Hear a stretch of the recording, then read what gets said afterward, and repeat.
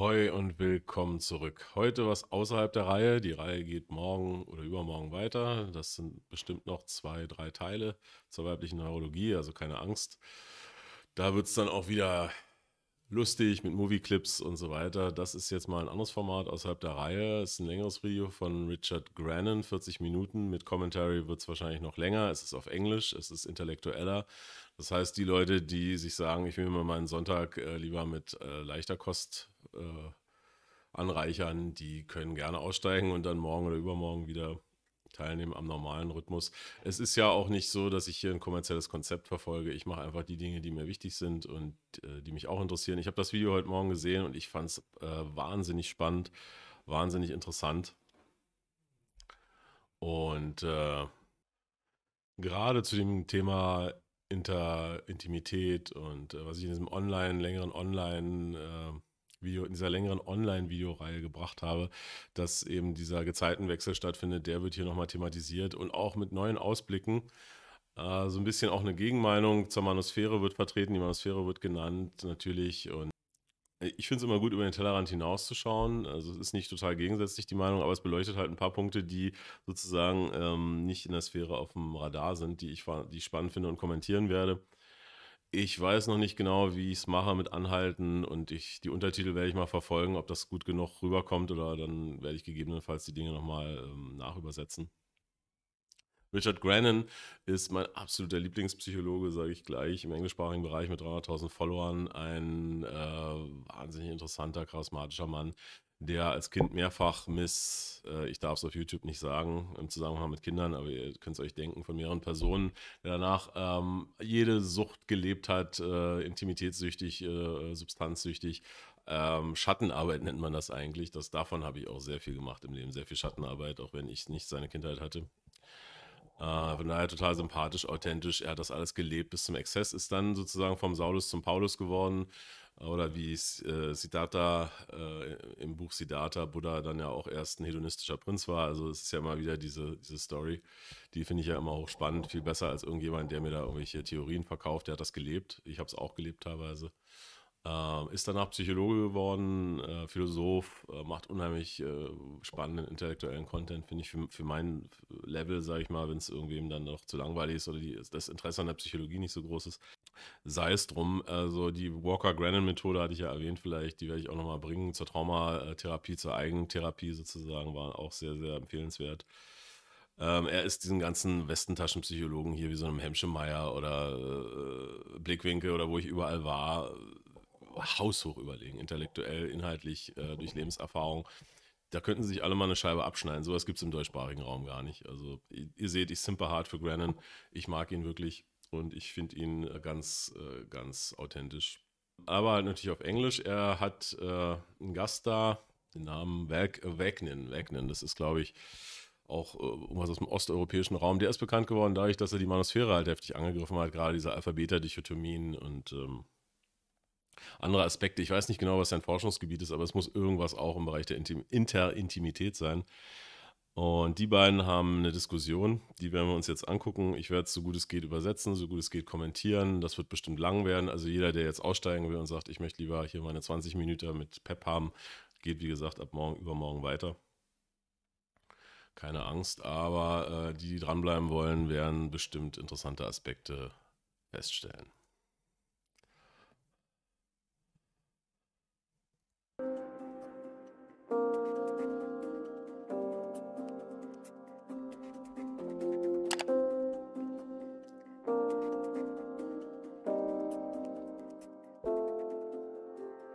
I want to ask you about another virus, far more threatening to humanity, and it's this psychological pathogen that seems to have spread through the population. Animosity between the genders.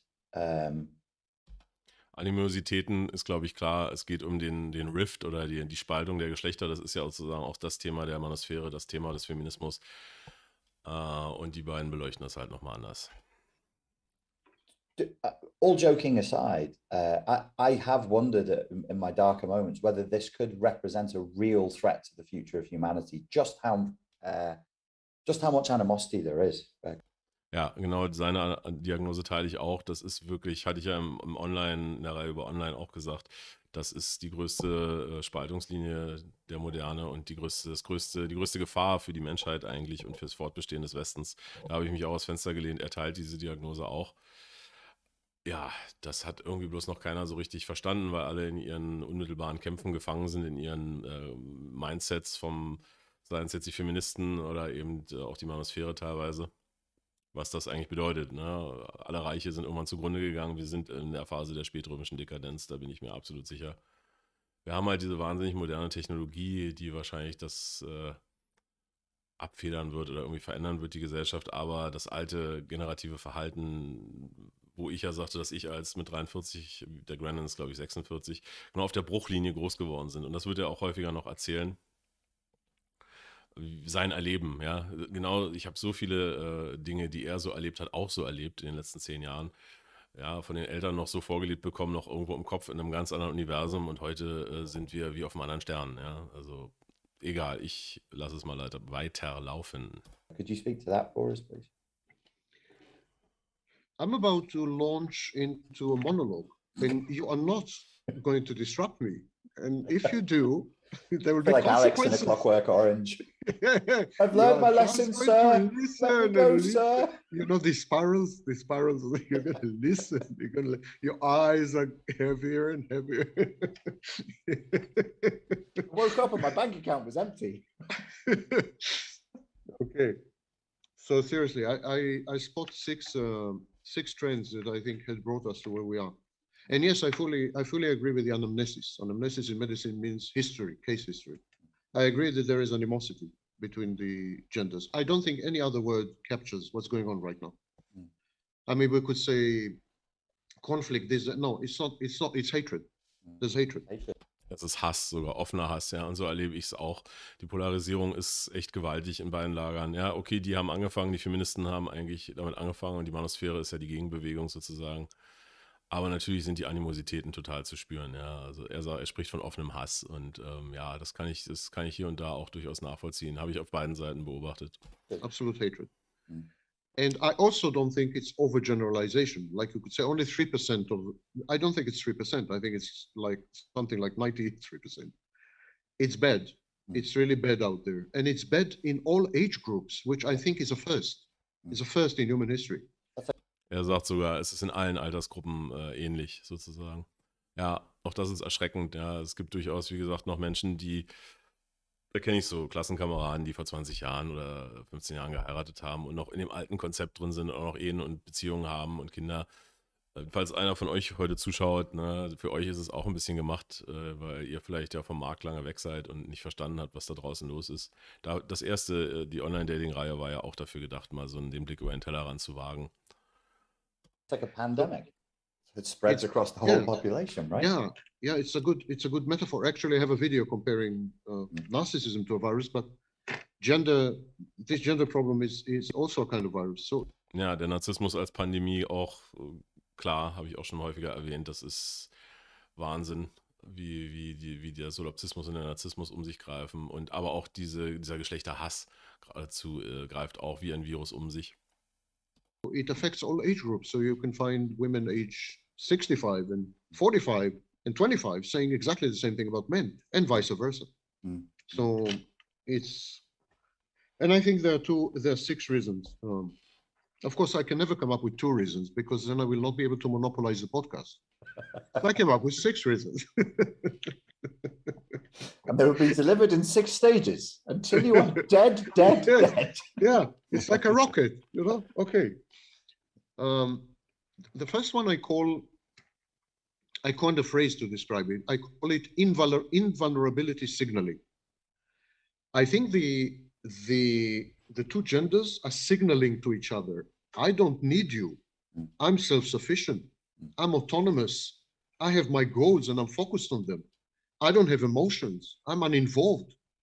It's like I'm not vulnerable. Yeah. So while in the past. Ja, also der erste Punkt, den er anspricht, ist dieses, was in der Manosphäre ja auch praktisch so gehandhabt wird, ja, hier erleuchtetes Selbstinteresse, ja, und die Feministen halt mit Strong and Independent Boss B.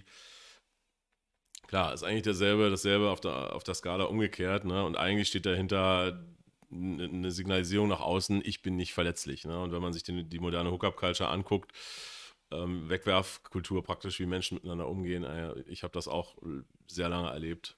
Ich wehre mich persönlich dagegen. Ich möchte eigentlich gar nicht Teil dieser Kultur werden, dieser Unkultur werden, dass man nicht fair und menschlich miteinander umgeht. Ja? Jetzt kann man wieder zwischen Männern und Frauen differenzieren. Na klar, die Top 10%, auf denen werden sie auch noch zu sprechen kommen, die können sich das eben leisten. Die agieren wie wahrscheinlich 100% der Frauen oder sagen wir mal einen Großteil. Zu den neurologischen Ursachen habe ich ja genug gesagt. Aber es erzeugt halt ein absolut schlimmes Klima und dahinter steht eigentlich der Wunsch, nicht verletzt zu werden eigentlich. Until, let's say, I could safely say 40 years ago, people were signaling to each other their vulnerabilities in order, for example, to have sex or to date or to. Today, people are signaling to each other their invulnerability. It's a kind of F-off message, F-off signal, you know. And this had become an ideology, an ossified ideology. Also interessant, dass es zur Ideologie geworden ist. Ich bin nämlich auch noch auf diesem Datingmarkt so losgegangen, nach diesem alten Schema, das er beschreibt, also praktisch Verwundbarkeit zu zeigen, hey, das bin ich, so ganz naiv, auch ein bisschen co-abhängig von mir. Zu dem Thema kommen wir an anderer Stelle mal. So Verwundbarkeit zeigen, um angenommen zu werden, ja, und das, da schlägt dir der Wind eiskalt, bläst dir ins Gesicht, ja. Das ist nämlich genau, die Kultur hat sich nämlich genau gedreht. Wer am unverwundbarsten ist, am unnahbarsten ist, wer am schnellsten ghostet, wer am wenigsten Einsatz einbringt, der ist der Sieger, ne? Immer der weniger will. Und das ist sozusagen zum Massenkonzept geworden durch diesen Wandel. Like it's cool to be invulnerable, you know? Yes. You it's cool to be self-sufficient. You want to be a boss bitch or an alpha male player, rigidly individualistic, highly narcissistic, and you want to be in a long-term relationship. Yeah. How? Yeah. Well, at least you claim it. Ja. Wie soll das gehen? Wie kann ich strong, independent und Alpha-Male sein hier und dann gleichzeitig in einer Langzeitbeziehung sein? Irgendwo als Ideal aus der Vergangenheit halt das noch so nach. Beides zusammen funktioniert nicht. Ja? Man muss für eine Beziehung sich emotional öffnen können, man muss emotional verfügbar sein, auch Verwundbarkeit zeigen können. Und da haben viele Männer, ich ja auch, wahnsinnig drunter gelitten, wenn sie es dann zu massiv gemacht haben. Aber an sich mal als Gegenthese muss ich das durchaus zulassen. Und das ist eben auch eine Realität, jetzt nicht nur hier Alpha, ich habe den höchsten Notch-Count, für eine echte Beziehung geht es nie ohne Öffnung und Verwundbarkeit zeigen und sich verwundbar machen. Und das ist heutzutage nicht mehr im Zeitgeist vorgesehen. At least you claim you want. Yeah. The second, and we'll come to that shortly. The second trend, I think, is what another scholar called the gender vertigo. Gender vertigo is gender roles, classical gender roles, male, female, man, woman, have been abolished. They haven't been modified. That's another mistake in the literature. It's not that gender roles had been modified. Ja, er sagt auch, das komplette Auflösen der Geschlechterrollen. Sie wurden nicht modifiziert, sie wurden komplett aufgelöst. Das ist auch ein spannender Punkt. They had been absolutely abolished. There are no gender roles left. And sexual scripts had also been abolished. So today you don't know what it means to be a man, and you don't know what it means to be a man while you're dating. You don't even know what it means to be a man while you're having sex. There are no sexual scripts. There are no dating scripts. There are no gender roles. There are no guidelines. And this creates enormous confusions regarding what is appropriate and inappropriate behavior, and what is a code of conduct. Today, the situation is this. Every relationship has to be negotiated from scratch. My mother and father, my grandmother and grandfather, when they had met and were on the way to becoming a couple, unfortunately for me, when they were in this process, they were guided. They were guided by codes. They were guided by gender roles. So ja, da spricht er halt die alte Generation an, die wurde geleitet durch Geschlechterrollen. Da gab es noch einen klaren Kodex, wie man sich zu verhalten hat. Chivalry is dead and women killed it, sagt man ja. Also den Spruch gibt es ja auch. Das ist sozusagen alles weg. They needed to go the last mile. They didn't need to embark on a 1,000-mile march. They just needed to traverse the last mile. Today, if you start a new relationship, you have to negotiate everything. You have to negotiate what it is to be a man, what it is to be a woman, what is acceptable behavior, what's not acceptable behavior, what constitutes cheating, what constitutes, everything has to be negotiated from scratch in every single relationship. Now, ja, das ist auch ein interessanter Aspekt, ne? 43 Millionen Geschlechter, 50 Beziehungsmodelle, alles muss verhandelt werden. Keiner weiß mehr, was ein Mann ist, was eine Frau ist, wie es auszusehen hat. Ja, man kann das jetzt als neue Freiheit bezeichnen. Ja, man muss es ja, kann das Alte jetzt als verknöchert sehen in die alten Rollenmodelle. Da will ich jetzt gar keine moralische Bewertung groß machen. Aber es bleibt Fakt, ja. Also das war mal relativ klar, so wie es läuft. Und das ist heute ganz anders. This is destructive. It creates friction. And It's exhausting. Exhausting, bloody. Ja, es erzeugt halt Spannung, es ist wahnsinnig anstrengend, ja, das kann ich auch total nachvollziehen, ja. Gerade als Mann, wie gesagt, auch da muss ich jetzt mal wieder einen Geschlechterunterschied reinbringen, ja, der geradeaus kommuniziert und seine Bedürfnisse äußert und Frau halt entweder gewisse Dinge einfach erwartet, ja, weil sie halt andere Dinge erwartet, die du dann nicht leistest, da ist auch viel Misskommunikation oder eben verschwiegen werden Dinge und dann wird fremdgegangen und ja, also wie gesagt, mit ganz verschiedenen Konzepten wird gearbeitet. Es war definitiv einfacher früher und erschöpfend kann das durchaus auch sein. Beziehungsleben an sich ist ja nicht einfach. Also. Exhausting. You took the word out of my mouth. Give it back to me. It's exhausting. And so it creates ultimately atomization. People give up. People are fucking tired. Ja, die Hookup-Culture und dieses Verhandeln. Und ja klar, irgendwann ist das wahnsinnig frustrierend, ja, nach so und so viel gescheiterten Beziehungen und komischen Affären, die ich auch hatte. Es ist einfach anstrengend, ja. Also will man sich immer wieder öffnen, vor allem, wenn man noch vom alten Ufer kommt, wie ich ja sagte, und immer noch das alte Konzept so ein bisschen im Kopf hat und eben was von Ehrlichkeit, Vertrauen, jetzt Augenhöhe gibt es ja sowieso nicht, aber ne, irgendwie so sich auch verwundbar machen in einer Beziehung und dann immer wieder auf die Fresse fallen, weil es eben heute anders läuft. Irgendwann machst du halt zu, dann gehst du halt MGTOW, ne? Oder es gibt ja auch Femcells oder so. Auf der anderen Seite gibt es das ja auch. Oder die berühmten Cat Ladies, die es dann nicht machen, weil es nicht genug Angebote gäbe, sondern weil das Angebot nicht gut genug ist. Aber im Endeffekt läuft es aufs Gleiche hinaus. You know, they don't want to do this anymore. People They stay give at up. home. People like this guy. No, I'm talking about human beings. People. Sorry, Richard. You've been exposed. You've been exposed. So. Er ist ein Echsenmensch in Wirklichkeit, wissen wir ja alle. Ne? Der Grannon sieht doch aus wie ein Echsenmensch. They just give up. And there's a massive process of automation. In the year 2016 was the first year when a majority of women and a majority of men didn't have a single contact with the other sex. Ja, da spricht das an. Ne? Die Statistik hatte ich gezeigt. 27% der amerikanischen jungen Männer unter 30 haben noch nie Kontakt zum anderen Geschlecht gehabt. Und das bestätigen seine Zahlen auch nochmal. Er hat noch ein paar spannende Zahlen auf Lager, die habe ich jetzt nicht alle geprüft. Auf seiner Seite sind halt wohl auch Videos, die ich mir alle noch nicht angeguckt habe, weil ich ja von der Grannon-Seite komme. Aber ich nehme die einfach mal so hin, die ganzen Zahlen und Daten, die er noch präsentieren wird. Das ist auf jeden Fall schon sehr spannend hier. With the exception of pizza deliverable. What year was that? 2016.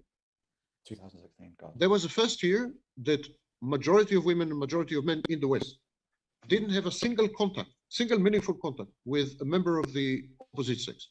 Ja, also mehr als die Hälfte hat keine tiefere, es war schon 2016, haben 50%, mehr als 50% der Männer und der Frauen keinen bedeutungsvollen, also intimeren Kontakt mit der anderen Seite mehr gehabt. Das ist Wahnsinn, ist mindblowing, ehrlich gesagt. Aber die anderen Zahlen zeigen es ja auch. Also es ist sogar noch mehr als die komischen 27% Incel-Quote. So there's total atomization. Now the next trend is what is called the stalled revolution. Stalled revolution is not my term, it's a clinical term. Stalled revolution means that women describe themselves more and more using traditional masculine terms. So now we have a situation where women use every 7 out of 8 self-descriptive words are traditional masculine words. That's women. Ja, also 7 von 8 selbstbeschreibenden Wörtern, wenn man irgendeine Frau fragt, wahrscheinlich, desto mehr man im Westen, im linken Milieu unterwegs ist, werden männliche Tugenden sein, ja. Frauen sind zu Männern geworden, ja. Wie gesagt, ich mache Karriere, ich bin stark, ich bin unabhängig, ne? Alles Dinge, wenn du sie fragst, ne, die moderne Frau quasi, wird sie von 7 von 8 Begriffen werden typisch maskuline Eigenschaften und Werte sein. So we have created what I call unigender. There's a single masculine gender. Ja, Unigender. Also es geht nicht, es gibt nur noch das maskuline Geschlecht. Ne, es ist nicht nur, dass Frauen, Männer immer mehr zu defekten Frauen werden und auf die Mitte zu rücken und Frauen immer männlicher werden. Er zieht es sogar in die andere Richtung und sagt, männlich sein ist sozusagen für beide Geschlechter jetzt das Unisex. Also nicht mal mehr die Mitte, sondern ja, Frauen sind wie Männer und Männer sind weitestgehend wie weichere Männer. Also ein bisschen abgestuft würde ich es schon sehen. Femininity had been abolished. There are males with penises and males with vaginas. Ja, ich glaube, ihr könnt selber lesen, ne? But we're all masculine. This is unigender. Women are breadwinners.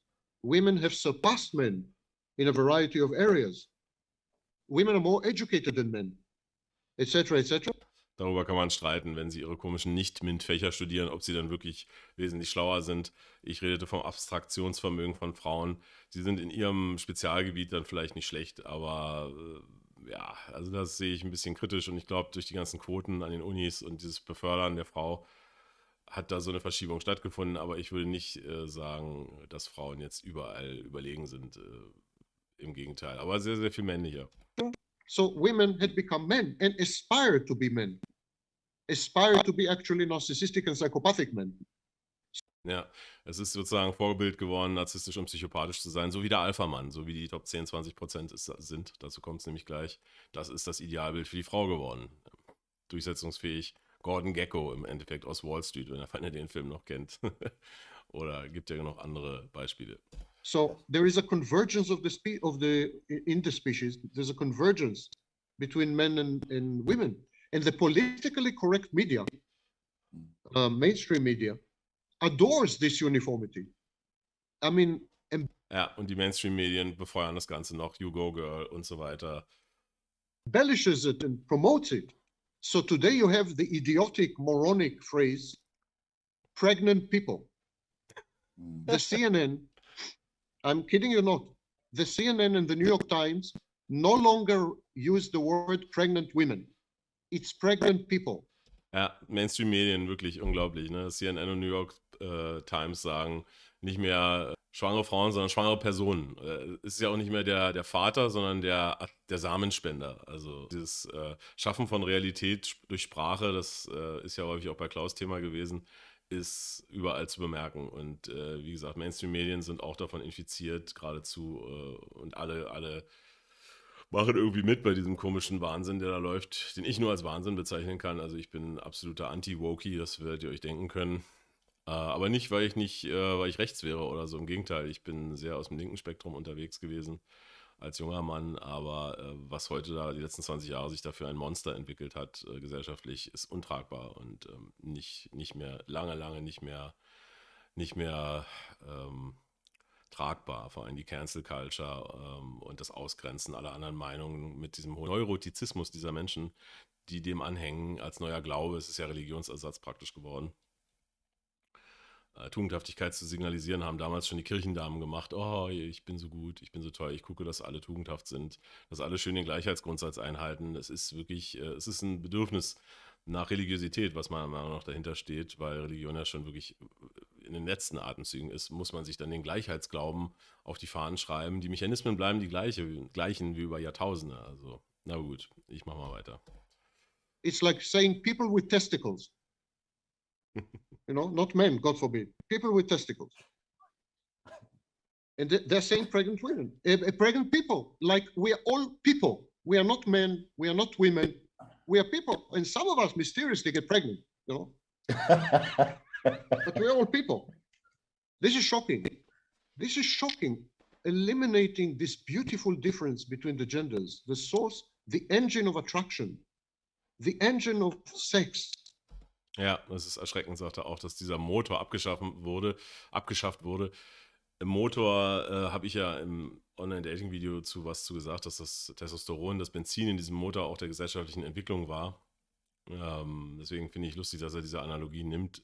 Er wird es jetzt nicht so ausführen, aber das sehe ich ganz genauso. Nicht nur der Motor der Anziehung, auch der Motor der Entwicklung stoppt, der, wie gesagt, uns aus der Höhle auf den Mond geschossen hat die letzten 10.000 Jahre, indem man eben Geschlechterrollen auflöst und damit unsere biologischen Vorteile eigentlich, die wir haben, damit zunichte macht. Wie auch immer man zu der Unterdrückung der Frau steht. Also das will ich ja nicht abstreiten, dass das da auch Teil davon war. Sexuality, the engine of fecundity and fertility and procreation and recreation. Eliminating this had made us so much poorer, so much poorer. We are utterly impoverished, utterly impoverished. If you have something to say, you have my permission to say it from time to time. Just don't overdo it, please. I'll keep it short. The point you made earlier about gender roles being abolished, I just want to support that by saying gender roles are now illegal. They're effectively criminalized. Like, so of course they're abolished. They're not modified. You're 100% right. If you try to suggest a gender role for a man or a woman, as a man or a woman, you're wrong. You could be trans, you can be gay, but if you suggest a man or a woman, if you suggest anybody has a gender-based role, it's essentially a thought crime. It's a thought, so absolutely it's abolished. Ja, er geht sogar noch einen Schritt weiter und sagt, es ist ein Thought Crime, also ein krimineller Gedanke schon zu glauben, dass Männer und Frauen unterschiedlich sind. Das anschließend an meine Ausführungen zu dem Wokismus. Kranke Zeiten, in denen wir leben, wirklich. Das sehe ich ganz genauso.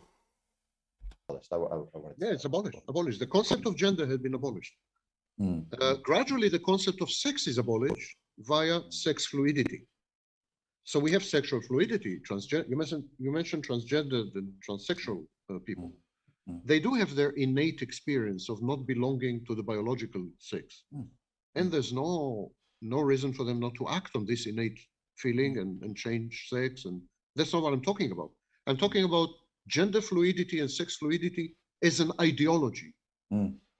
Ja, und die Trans-Ideologie spricht er jetzt auch nochmal an. Ja, also wie gesagt, jeder soll seines Glückes Schmied sein und nach seiner Fasson glücklich werden. Niemand spricht diesen Leuten ab, dass sie das Geschlecht wählen können, auch wenn da viel Missbrauch betrieben wird. Ja, also gerade kleine Kinder sozusagen schon in den Flausen in den Kopf zu setzen und die ohne psychologisches Gutachten umzuwandeln. Dahinter ist eine Milliarden-Dollar-Industrie. Das ist nochmal ein ganz anderes Thema. Bin ich hochkritisch. Ja, gerade von den neurotischen Müttern oder irgendwelchen Hollywood-Stars. Oh, mein 8-jähriger Junge ist eigentlich ein Mädchen. Guck. Und dann reden sie es halt dem Kind ein und dann dürfen sie es umwandeln. Es gibt eine Riesenwelle von Rückumwandlungen mittlerweile. Also das Thema ist auch kritisch zu sehen. Trotzdem hat jeder natürlich die Wahl. Aber er spricht auch von der Ideologie. Ja, dass diese Leute nach außen gehen und das als Ideologie verkaufen geradezu, ist krank. Tut mir leid. Also jeder soll sie akzeptieren, sollen ihr Ding machen, aber sie wollen ja noch die Opferrolle, sie wollen sich ja noch in den Vordergrund spielen. Und ja, da bin ich auch der Meinung. Negating the biological sex and the social cultural gender as patriarchal, evil, malevolent constructs intended to enslave women and so on and so forth.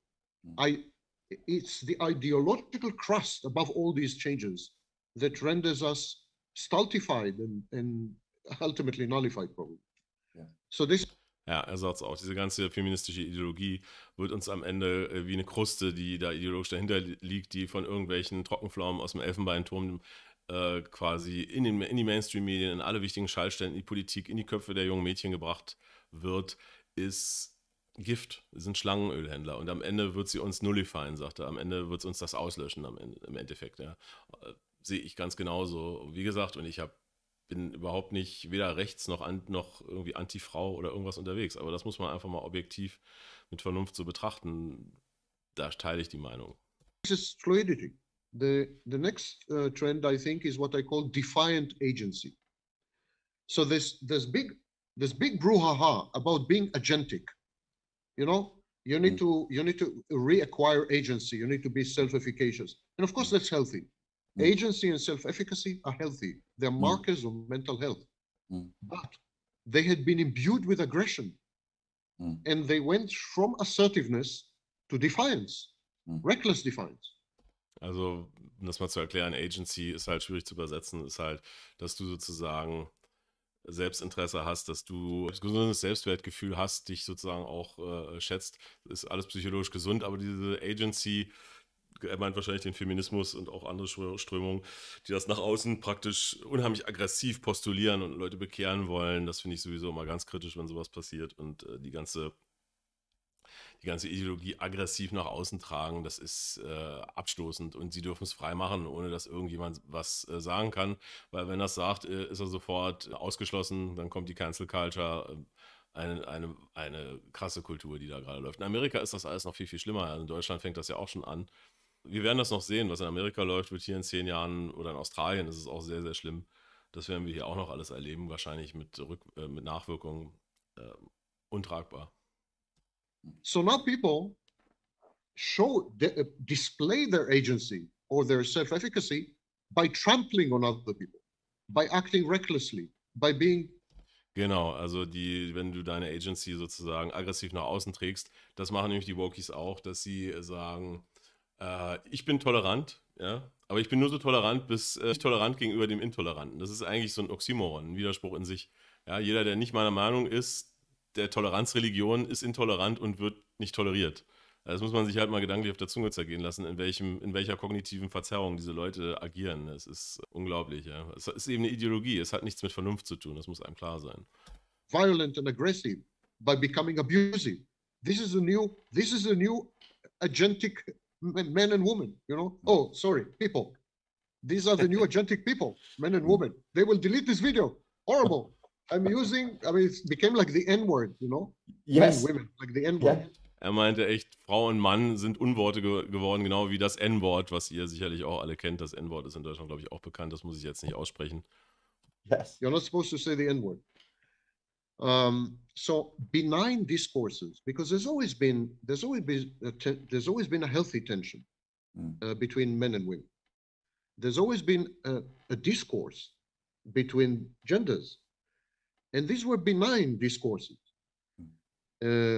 At least, let's say, in the last 100 years or 150 years, they were benign discourses. Prior to that, some of the discourses were not so benign.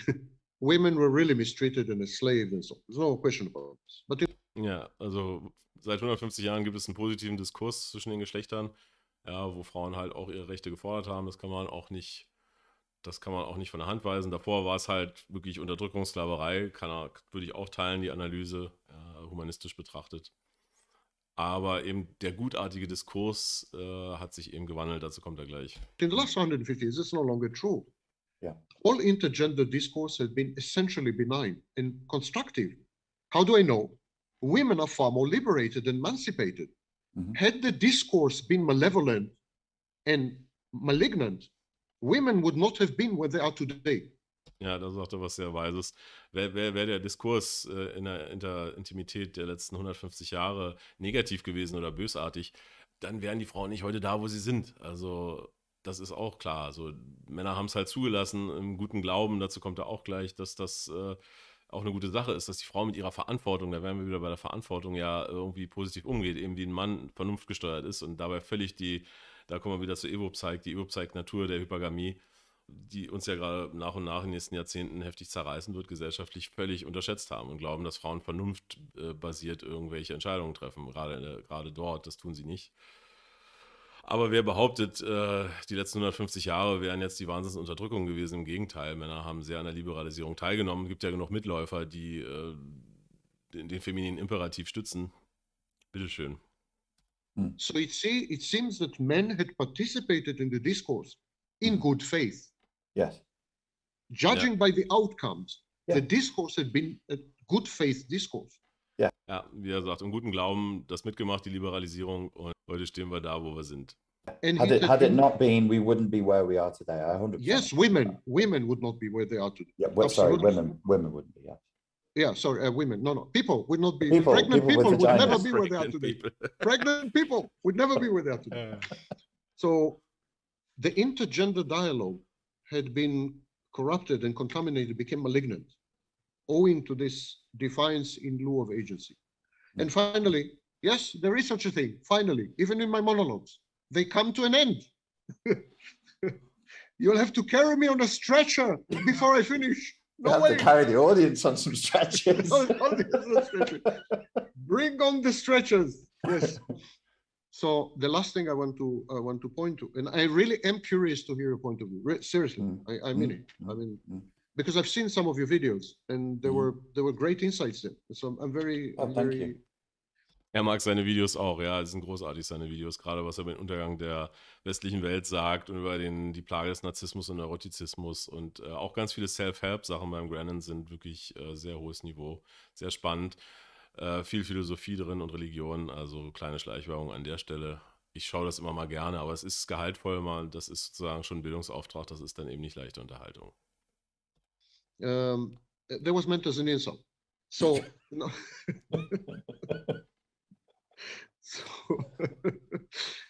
So the last trend, I think, is what I call the enshrined double standard. Now, there's been always a double standard. Women who behave in a certain way sexually were sluts. Men who behave the same way were studs. We all know this. I mean, this is the double standard. But what happened is an amazing thing. Er sagt gerade, ne, falls ihr es nicht mitbekommen habt, es gab immer diesen Doppelstandard, ne, wenn Frauen promiskuitiv sind sie halt Sluts und sind es Männer, sind es halt Hengste. Ja, der Doppelstandard, das wissen wir natürlich aus der Ego-Zeig, hat natürlich seine biologischen Ursachen, sagte ich schon mal. Frauen hypergam sollen halt den besten Typen wählen. Und wenn sie es nicht tun, dann ergeben sich eine Menge psychologische Implikationen für sie, während Männer die Schrotflinte darauf ausgelegt sind. Und für sie es ja auch viel schwerer ist, in Intimität zu kommen. Ja, dazu musst du ja erstmal werden, dazu musst du ja erstmal ein Hengst sein, sonst wirst du ja nicht selektiert. Also Frau braucht ja bloß in die Kneipe gehen und sagen, hier, Schnipp, wer will, und dann bildet sich eine Schlange von 10 Leuten. Du geh mal als Mann in die Kneipe und sag mal, ja, hier, wer will von euch, Chicas? Da werden sie sich wahrscheinlich auch rausschmeißen oder verprügeln, ja, also sind ja auch gewaltige Unterschiede da. Aber darum soll es jetzt nicht gehen. Spannend, wie der Doppelstandard sich umgekehrt hat, wird er gleich erzählen. Women had adopted the male double standard. Yeah. Women tried to conform to male stereotypes of sexually emancipated women. Yeah. So if you ask chauvinistic males, what do you think about sexually emancipated women? They will say, oh, they're sluts. And now there's slight slut pride. Ja. Auf einmal ist es stolz, eine Slut zu sein. Like women are proud to be sluts, but they don't realize that to be a slut is to conform to the most extreme chauvinistic male stereotype. Ja, eigentlich konvertieren sie zum chauvinistischen männlichen Stereotyp, indem sie zur Turbo-Slut werden. Und das wird noch propagiert und merken es irgendwie nicht. Und objektisieren sich ja ohne Ende selber, brauchen wir ja Social Media bloß aufmachen. Und das ist dann Empowerment. Also das würde nicht mal eine Feministin verstehen von vor 20, 30 Jahren. Dazu könnte ich auch mal ein paar Videos bringen, was die so dazu sagen.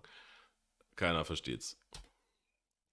If you're proud to be a slut, you are a chauvinistic man's wettest dream.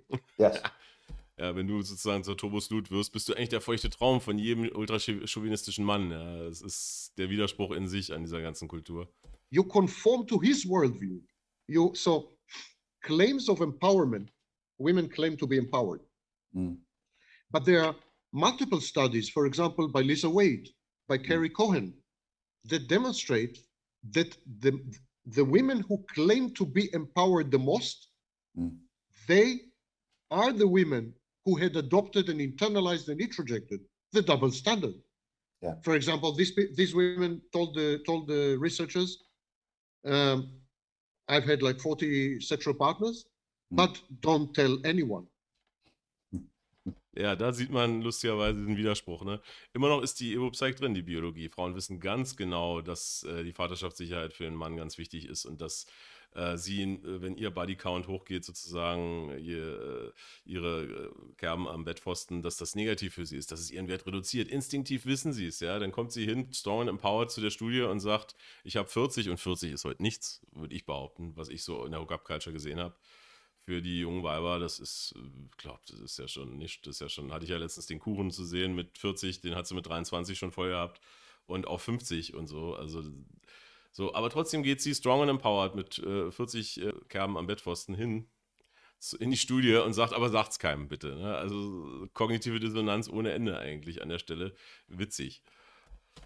Because it's shameful, Right. you know? Yeah. So they are emancipated, they're liberated, they are empowered under the carpet, secretly, surreptitiously. Why? Yes. Because men will think badly of them. Yes. they had adopted the male double standard, and this duality, this self-denial, this deception, I think is driving the genders apart.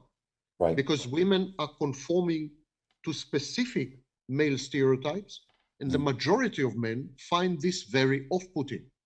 Ja, die meisten Männer haben eben die Vaterschaftssicherheit drin. Ne? Ich habe es jetzt nicht so, dass ich diesen Ekel habe, praktisch vor Sluts, aber die meisten haben es und Frauen wissen es und tun aber nach außen so die völlige Zauberwaldgeschichte im Kopf. Ne? Da ist die dissoziative Kompartmentalisation aber voll im Gange. Also da könnte ich jetzt wieder Andrea Nahles einspielen. Also an der Stelle ist es ja so schwachsinnig eigentlich, aber es läuft. Because the majority of men are not chauvinistic, psychopathic, narcissistic men. Ja.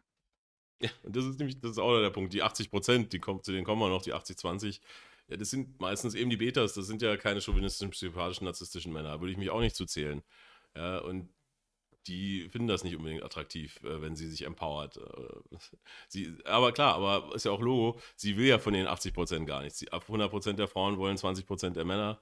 Das ist Hypergamie, oft genug erzählt. Und denen passen sie sich sozusagen an eigentlich. Eigentlich ist es eine hypergame Adaption in meinen Augen. Ja klar, wie Beta-Männer müssten sie andere Seiten aufziehen. Das versuchen sie ja dann auch wieder. Ne? Wenn sie dann mit 30 in der Epiphanie-Phase dann den treuen Beta finden wollen, dann werden sie bestimmt nicht sagen, wie viel Chats sie hatten oder so. Das ist ja klar. Der soll ja die Rechnung praktisch bezahlen, dann der Trottel. Und eine Frau binden, die sie ihren Wert praktisch komplett vergeben hat und er kriegt den Seestern praktisch, ja, und soll die Kohle bezahlen und soll praktisch den Gebrauchtwagen, der 300.000 runter hat, quasi den alle umsonst gefahren sind und er soll dann einen Neupreis dafür bezahlen, vielleicht noch mit einem Kind vom anderen oder so. Es ist unglaublich so und das wird dann, aber bei der Marktlage haben selbst solche Frauen einen Markt, das ist unglaublich, ehrlich gesagt. Aber gut, ich bin abgeschweift, weiter geht's. And women are trying to conform to the stereotypes and to the expectations of chauvinistic, psychopathic, narcissistic men. So the majority of men are beginning to find women disgusting, repulsive and off-putting. Yep. Ja, genau. Also die Mehrzahl der Männer, und das sind wahrscheinlich auch viele in der Manusphäre, die eben ein bisschen eigentlich nettere Männer sind. Meistens landen hier die Netten, wie ich eigentlich auch. Denke ich, würde ich von mir behaupten, auch wenn ich auch sein kann. Und fragen sich, was ist hier los? Was sind das für Frauen? Ne? Aber die wollen ja auch von dir nichts. Die Mehrheit will ja nichts.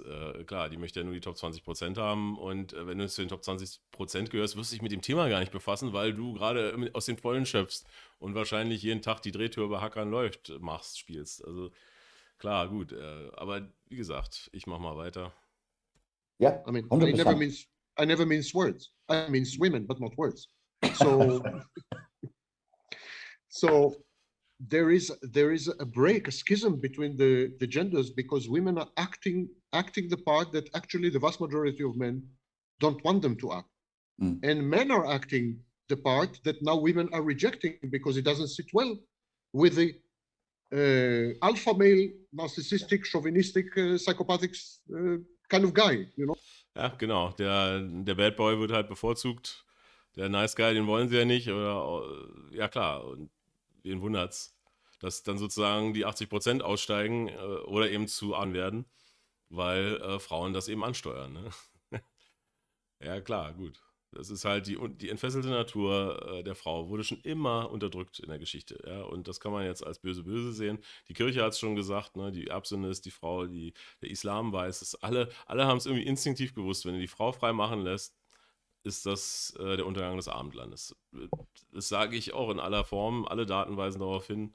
Hier wird es auch noch kommen. Ja, es kam nicht von irgendwo her. So, und was das für Blüten treibt, ja, dass die selber psychopathisch-narzisstische Frauen werden, die psychopathisch-narzisstische Männer anziehen wollen, die sie dann praktisch im Drehtürverfahren abhandeln.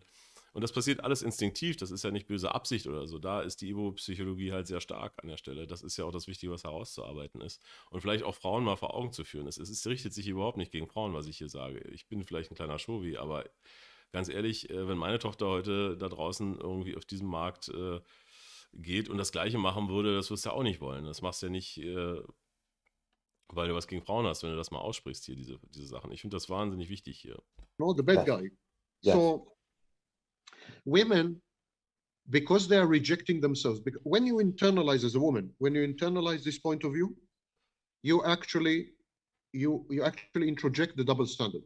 When you say I'm a slut, supposedly it's proud, but actually deep inside you feel shame. So this creates self-harming and self-trashing behaviors.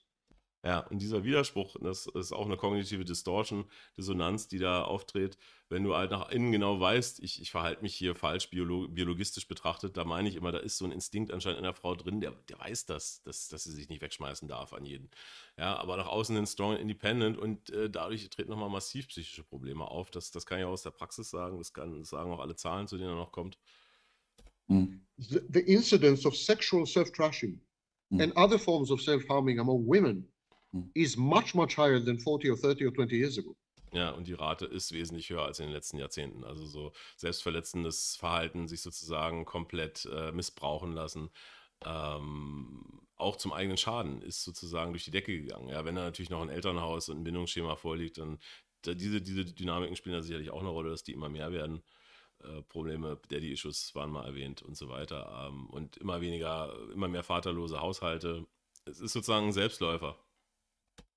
For example, the incidence of depression among teenage women under the age of 18, and then later in later studies under the age of 25, the incidence of depression is up, hold your breath, up 500%. Jesus Christ.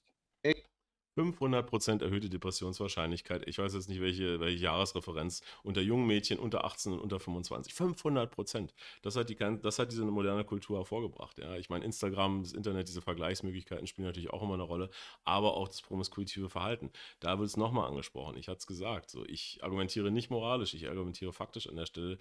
Die jungen Mädchen, die vor Instagram hocken und sich immer für zu schlecht halten und sich einem Hacker nach dem anderen in den Hals werfen. Ja, kein Wunder. Also, das ist brutal, 500% in den letzten Jahren. Anxiety disorders among teenage women is up, are up more than 350%. Angststörungen 350% in dem Zusammenhang. These are studies by Twenge and Campbell, and these are studies that terminated in 2008 and 2018. Also von 2008 bis 2018. Da sind noch nicht mal die letzten 3-4 Jahre drin. Ja, mit Corona und noch mehr auf die elektronischen Medien und noch mehr. Die Richtung hat sich ja nur, es ist ja eigentlich, die Spirale hat sich ja in meinen Augen nur verschärft, hatte ich ja schon beim Online-Dating gesagt. So these are old studies. These are like 3-4-year-old studies, the newest ones. I think the situation is much, much worse. Ja. Why Da schließe ich mich ihm an. is that? It's long before COVID. Yeah. The influence of social media, of course, but also I think the fact that women had internalized male chauvinistic, psychopathic, narcissistic stereotype, and they feel bad with it. They feel ego dystonic. Erwähnt es nochmal, diese Internalisierung des Stereotyps des chauvinistischen, psychopathischen, narzisstischen Mannes als Vorbild für ihr eigenes Verhalten erzeugt halt eine massive psychische Gespaltung. Also hatte ich ja schon gesagt, da würde ich ihm auch zustimmen. They feel ashamed, they feel guilty. They act this way because they're expected to act this way because they are empowered. Yeah. But deep inside, it sucks. Yes. Deep inside, it sucks to be a Turboslut. Ja, höchstwahrscheinlich. Aber wie gesagt, keine Beschämung. Einfach nur das Hervorzeigen psychologischer Mechanismen. They feel bad. They feel they are not themselves. They feel they are acting. It's a part. Yes. And I think that's self-harming and self-trashing. And anyone who has had sex or a date with a young woman lately would confirm that. It's highly politically incorrect to say this, but it's very true. It is what it is. And I've had. Und ich kann das auch aus eigener Erfahrung bestätigen, was er da sagt. Ja, wenn man mit der jüngeren Generation interagiert, sagen wir es mal vorsichtig, merkt man genau diese Spaltung definitiv. Ich habe das selber zweimal erlebt. Und es ist befremdlich sozusagen. Ne? Also Bunga ist sozusagen wie Zähneputzen, ist irgendwie so völlig egal. Auf der anderen Seite strong and independent und irgendwie Männer sind scheiße. Ist schon merkwürdig. War zu meiner Zeit mal anders oder mit älteren Frauen auf jeden Fall anders. The few girls I have dated in the last couple of years, 2 of the 3 admitted exactly what you said to me. Er sagt es auch, er ist noch nicht viel gedatet in letzter Zeit, nach seiner längeren Intimitätssucht. Und er sagt auch, 2 von 3 haben genau diesen Widerspruch auch wiedergegeben. Oder er ist ja auch Psychologe, er hat den wahrscheinlich auch gesehen, ob sie es ihm gesagt haben. Over time, slowly, and in their own words, but that they felt like they were compelled to have sex. They just felt tremendous cultural pressure to be promiscuous and to relate that promiscuity to strength. It was. Ja, er sagt es auch. Also so Promiskuität als Stärke wurde so indoktriniert, aber sie wollen es irgendwie gar nicht, aber sie müssen es ja, weil sie sind strong independent und sie haben Sex in the City gesehen und wollen sich halt irgendwie kulturell normieren und geraten in einen Konflikt. So stereotypical. One girl even showed me a book that she bought that was written. It was written in a foreign language. Only good girls cry, and it was to teach you how to be a bad girl. And she's like, I bought this book because my friends recommended the. Krass, also es Bücher gibt, wo du lernen kannst, eine Bad Bee zu sein, ja. Und Freunde empfehlen das auch noch, Social Pressure, Peer Group Pressure. Hier, so wirst du zur Turboslut, ja. Also soweit ist es schon gereicht, ja. Das ist krass. The book and this, and I'm like, you know, you don't have to do that. What I would say is when I was 28, I wanted a high notch count. I was quite psychopathic. I was practically homeless. I was doing drugs. I was a pretty naughty boy. Er sagt gerade mal, was ich ansprach über seine Vergangenheit. This would be my wonderland. This version of feminism. These girls. Ja, diese Version von Feminismus wäre wirklich wie im Zauberwald, wie im männlichen Zauberwald. Eigentlich, ja, hier alles Sluts. Ja, wunderbar. Ja, wenn du eben zu den Top 10 bis 20% gehörst, ist es auch, glaube ich, wie im Zauberwald, ist wie im Süßigkeitenladen. Das muss toll sein. Ich will auch gerne mal Chat für ein Jahr oder so. Ich glaube, danach hätte ich dann aber auch die Schnauze voll, aber gut. Say it's feminism. And I'm like, well, I studied feminism at university. It doesn't look like feminism to me. This is Wonderland. You take. Er sagt selber, er hat auch Feminismus an der Uni studiert, vor 20 Jahren wahrscheinlich. Ich auch, lustigerweise. Gender Studies, da war das mal was anderes. Ich habe es damals schon nicht gemocht, aber ja, die Version heute ist irgendwie ganz was anderes. Take a girl on one date. She will have sex with you that night. Not just sex. I know this is horrible. It's graphic. Some people will be triggered, whatever. They will do everything. Ja, erstes Date und sie macht alles, was du willst, wenn du Alpha-Chat bist, sozusagen. Natürlich, der Einschub fehlt dann immer. Ja, das ist heute normal. Na, da spielt natürlich auch der Internetporn eine Rolle, der Kulturwandel in der Hinsicht, dass das ja alles schon 8-jährige Kinder sozusagen Zugriff drauf haben, lässt sich auch nicht mehr abstellen. They will do anything with you now. Absolutely. But a girl, previously, I would have had to have been with her for a year before she'd even talk about it. First date or second date. Yeah, you're right. You were the one who raised the specter that this may be a form of self-harming in our correspondence. You wrote this. Ja, er hat praktisch auch, Grannon hat auch aufgebracht, dass es eine Form der Selbstverletzung ist, das eigentlich, was auf der Meta dahinter steht. Das sehe ich, hatte ja vorher schon ausgeführt, das sehe ich auch so. Das kenne ich aus eigener Erfahrung, da ich eben doch den Good Guy sozusagen aus mir nicht rauskriege und den Admiral Saberhole, wenn man so will. Wenn ich dann sozusagen die Beta-Seite anspreche, also nett bin mit diesem Schlag Frauen, dann verschließen sie sich nämlich immer. Das ist das Witzige, ja. Sie wollen ja schlecht behandelt werden. Das heißt, sie reagieren bereits auf Alpha-Chat halt, okay, dann wissen sie müssen am ersten Date alles leisten, sich komplett psychopathisch, narzisstisch hingeben. Und wenn du dann nett bist, dann fällt ihnen auf einmal auf, dann kommt genau dieses raus. Das habe ich so oft bemerkt. Nach mir Zölibat, sozusagen. Habe ich 3-4 Mal gehört in meinem eigenen Erfahrungskreis. Ja, weil wenn sie dann auf einmal nett behandelt werden, quasi, dann führt das sogar zum Misserfolg. Das ist die Ironie überhaupt, ja. Verhältst du dich wie Alpha-Chat, sprichst du genau diese sozialisierte Seite an, sozusagen. Und verhältst du dich eben nett, oder sagen wir, nicht moralisch in irgendeiner Weise wertend, bin ich überhaupt nicht, null, aber eben, ja, respektierst du sie als Mensch, was ja alle postulieren, ja, ich bin strong und ich bin mehr wert, behandelst du sie mit Wert, dann kommt diese Art der Neurose raus, sozusagen. Ja? Im Gegenteil, dann fällt ihnen auf einmal auf, wie sie sich haben misshandeln lassen die ganze Zeit. Und du bist dann der gute Typ, quasi, der sie mit Respekt behandelt. Und man kann da auch einen guten Weg nehmen, ja. Wenn das funktioniert, quasi, kriegt man ja sozusagen eigentlich noch viel mehr raus in meiner Erfahrung an Intimität, was man eigentlich will. Eine viel größere Tiefe, sowohl in die extreme Richtung wie auch in die liebevolle Richtung.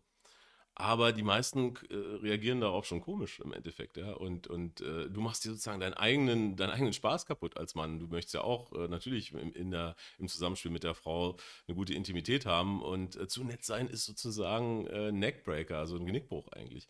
Also das finde ich das perfide eigentlich daran, ja. Also so, wo ich mich auch selber überprüfen muss und eigentlich sagen muss, in Zukunft sollte ich mal mehr wie Alpha Chat sein, einfach selber zum psychopathischen Narzissten werden, wirklich, um bessere Ergebnisse zu erzielen. Das ist das Kranke. Deswegen hat die Manosphäre da schon irgendwo so recht, sei mehr Alpha und hier. Ja, ich habe damit ein moralisches Problem, muss ich sagen, so, weil vielleicht bin ich, weiß nicht, zu oldschool oder so, aber es ist nicht, dass ich nicht, wie soll ich sagen, ich respektiere Frauen durchaus und ich mag auch schmutzigen Bunga, gar kein Problem, gerne sogar. Aber im Endeffekt, wie gesagt, siehst du hier eine Generation von verbrannten Frauen. So habe ich es erlebt, eben aus meiner Nische, aus meiner Sicht. Ja, ich habe eine ganz spezielle Sicht auf die ganze Sache durch meine Erfahrung. Eben, dass ich häufig an solche Frauen geraten bin, daher auch mein Name. Ja, das ist ein schwieriges Thema. So will man sich jetzt sozusagen aufgeben, komplett seinen eigenen moralischen Kompass aufgeben, sozusagen, und zum Bad Boy sozusagen mutieren, um bessere Ergebnisse zu erzielen? Auf jeden Fall. Kann ich völlig verstehen. Das bestätigt das eigentlich noch. In our Yes. correspondence, you wrote this Yes. to me. Yes. Yeah. I also mentioned it in my videos. Yes, absolutely. I fully agree. It's a form of self-trashing and self-harming, which is it's self-punishment for not being you, for succumbing, for giving in, for falsifying yourself, you know? Ja, also dieses Verhalten ist sozusagen selbstbestrafend dafür, dass du dir selbst nicht treu bist. Ja, so kann man es gut zusammenfassen. Und entweder kannst du halt sozusagen mitspielen und der Erniedriger sein, der Drecksack sein, oder das passiert dir, was ich eben ansprach. I'm not saying that all women are Madonnas or all women are whores, or it's not what I'm saying. It's what That's I'm such saying a cheap riposte. It's such a cheap. Everybody says, "Oh, you just have a Madonna whore complex." Ja, da spricht er den Madonna-Dirnen-Komplex an. Der wird nochmal Thema sein bei Practical Female Psychology. Zuschauer von Klaus werden wissen, worum es geht. Letztlich, Freud hat den Begriff geprägt, da geht es darum, dass der Mann sozusagen seine Idealisierung der Frau, die Traumfrau, das Einhorn, die perfekte Frau, trennt die langfristige Paarungsstrategie von der kurzfristigen praktisch trennt und das psychologisch auf die Frau überträgt. Also der Vater, der sozusagen schon sagt, hier, so ziehst du dich nicht an und hier, das machen nur Dirnen und so weiter. Und dass die dann im Kopf sozusagen eine Spaltung haben zwischen diesen beiden Rollen. Das sollte man mit Frauen auch nicht machen, da greife ich mal vor. Im Endeffekt sollte man als Mann tunlichst die Frau nicht beschämen. Auch das führt zum Misserfolg, ja, weil dann wird sie dir sozusagen nie ihre andere Seite zeigen, wenn du diese Seite beschämst. Das ist mal als kleiner Tipp. Deswegen ist es immer gut wert, moralisch offen zu sein, auch wenn man andere Überzeugungen hat. Und das ist ja sozusagen die Theorie der Feministen, dass eigentlich dieser Madonna-Dirnen-Komplex von den Männern kommt, das tut er auch. Und dass das sozusagen die Auflehnung ist gegen, weil sie alles sozial erklären, weil sie ja alles nicht über Biologie erklären, sondern sozial erklären, ist das ja die Auflehnung gegen den aufoktroyierten Madonna-Dirnen-Komplex. Damit schädigst du den Mann, wirkst du ihm richtig eine rein, ja, ein bescheuertes Narrativ. Aber das basiert viel darauf. Okay, so don't think about what's being said. That's not what I'm saying. Away. Yeah. I'm actually the greatest feminist. I'm saying women should free themselves of the male gaze. The male gaze.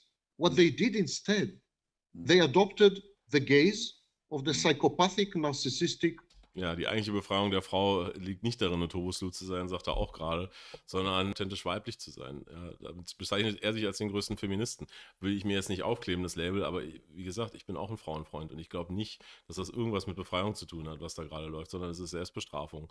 Insofern, und Anpassung, eben hypergame Anpassung, vielleicht auch instinktiv an die psychopathisch-narzisstischen Bad Boys, Hacker von McFit etc., der Top 10-20%, die sie ja haben wollen.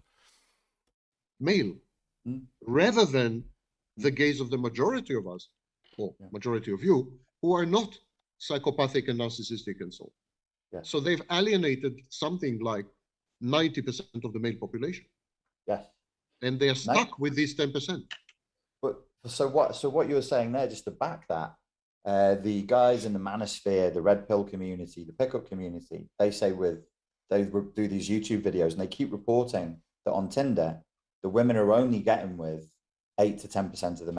8 to 10%, großzügig geschätzt. Meine Zahlen waren wesentlich niedriger, falls ihr euch an das Video erinnert. Aber jetzt spricht er nämlich mal die Manosphäre an und da deckt sich's eben.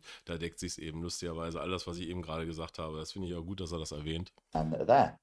So that, like we have hard data that backs this. There's actual statistical data that's... Ja, dann gibt es harte Daten, die habe ich euch alle präsentiert, soweit ich konnte. Suggest, roughly, 8 to 10% of the men, and the rest ignored. And those 8 to 10% of men need to have certain signals. They need to be in a certain category, and they have a high degree of mate selection. And what they do with that is they don't choose to be monogamous. Ja klar, und das sagt er auch, das wissen wir ja auch, sinnlogisch, wenn ich jetzt einer von den Top 10% wäre, warum sollte ich monogam sein zur Hölle? Wenn sie sich mir an den Hals schmeißen, als Mann mit der Schrotflintentaktik, ich bitte dich. Ich frage mal irgendeinen Mann und ich sage ihm, du kannst eine Frau haben oder du kannst 20 haben oder 50 mit dem gleichen Aufwand, sagen wir mal so. Einfach nur verfügbar. Naja, klar, da würde jeder Mann so wählen. Da soll sich keiner mal moralisch hervortun. Monogamie ist auch eine Form der Einschränkung der eigenen Strategie, gar keine Frage. Ja, das machen natürlich hauptsächlich Männer, die eben nicht so viel Zugriff haben. Ja, die sagen dann, okay, ich fokussiere mich auf eine, weil es irgendwie nicht anders geht. Ja, das ist auch leider Teil der Wahrheit. They choose to mate with multiple women. Why would they choose to be monogamous? Monogamy is a cost. Yes. Why would you pay anything for something you get free? Ja, genau. Monogamie ist nur ein Kompromiss, ist zu deinen Unkosten. Und ja, warum sollte ich das tun, wenn ich es anders machen kann? It's not nice to say, but women were trading sex. Women were trading sex for stability, longevity of relationships and child rearing. Ja, für die 3 Ps, Protection, Provisioning, Parental Investment, die eben nicht mehr gebraucht werden, für die Beta-Trades. Die ja, dadurch, dass sie Selbstversorger geworden sind und der Staat diese Rollen übernimmt, brauchen sie es nicht mehr. Er spricht genau diese ganzen Dynamiken an, bestätigt alles, was die Red Pill sagt eigentlich. That was a deal. And now they're giving it free. Yes. They're giving it free. It's insane on their part. Sie geben es frei, stimmt nicht ganz, weil die Alpha-Seed-Seite der Hypergamie sozusagen, die guten Gene sind ja auch ein Bedürfnis. Und für dieses Bedürfnis tun sie halt alles, weil das das einzige Bedürfnis ist, was noch übrig ist. Die Sicherheitsseite ist, wie gesagt, gedeckt. Utterly it really insane. is. It's totally self-destructive. Yeah. And they're calling it self-empowerment. And I'm like, this is the most disempowering thing you could do. Ja, er dreht sogar um und sagt, das ist nicht Self-Empowerment, was da läuft, das ist die größte Selbsterniedrigung und Entmachtung, die du eigentlich als Frau vornehmen kannst, dieses Verhalten. Aber sie reflektieren es eben nicht.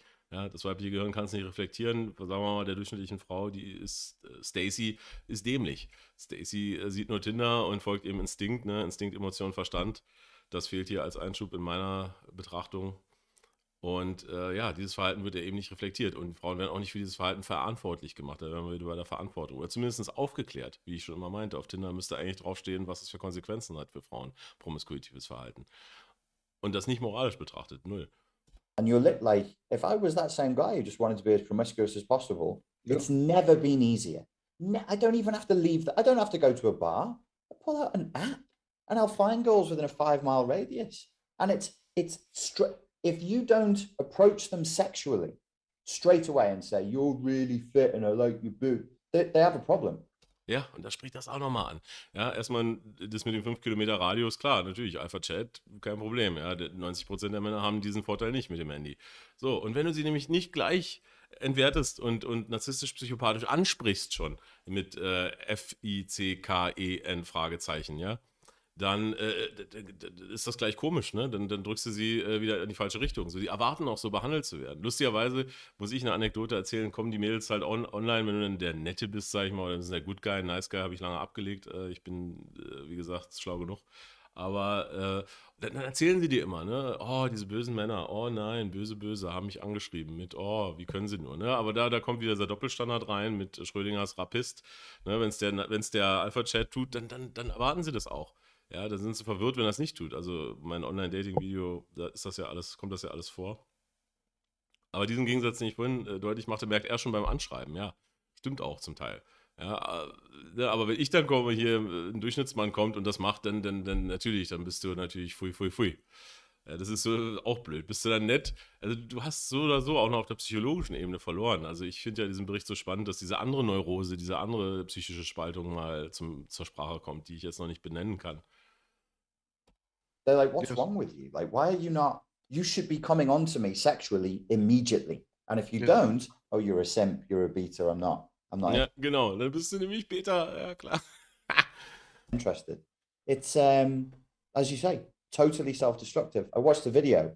This again will really annoy people, but I watched a video of yours where you said, well, think about the value of what you're doing. Like, if we perform a specific sex act, and that's between me and you, There's a difference if we've only done it with each other. If you've done it with 3 other people, that's different. If you've done it with 30 other people, 300 other people, we are reducing the value of what we're doing, even as a man. Ja, er spricht die Entwertung an, die die Frau vornimmt, indem sie eben jedem diesen Service anbietet und das nicht mehr exklusiv ist sozusagen. Ja.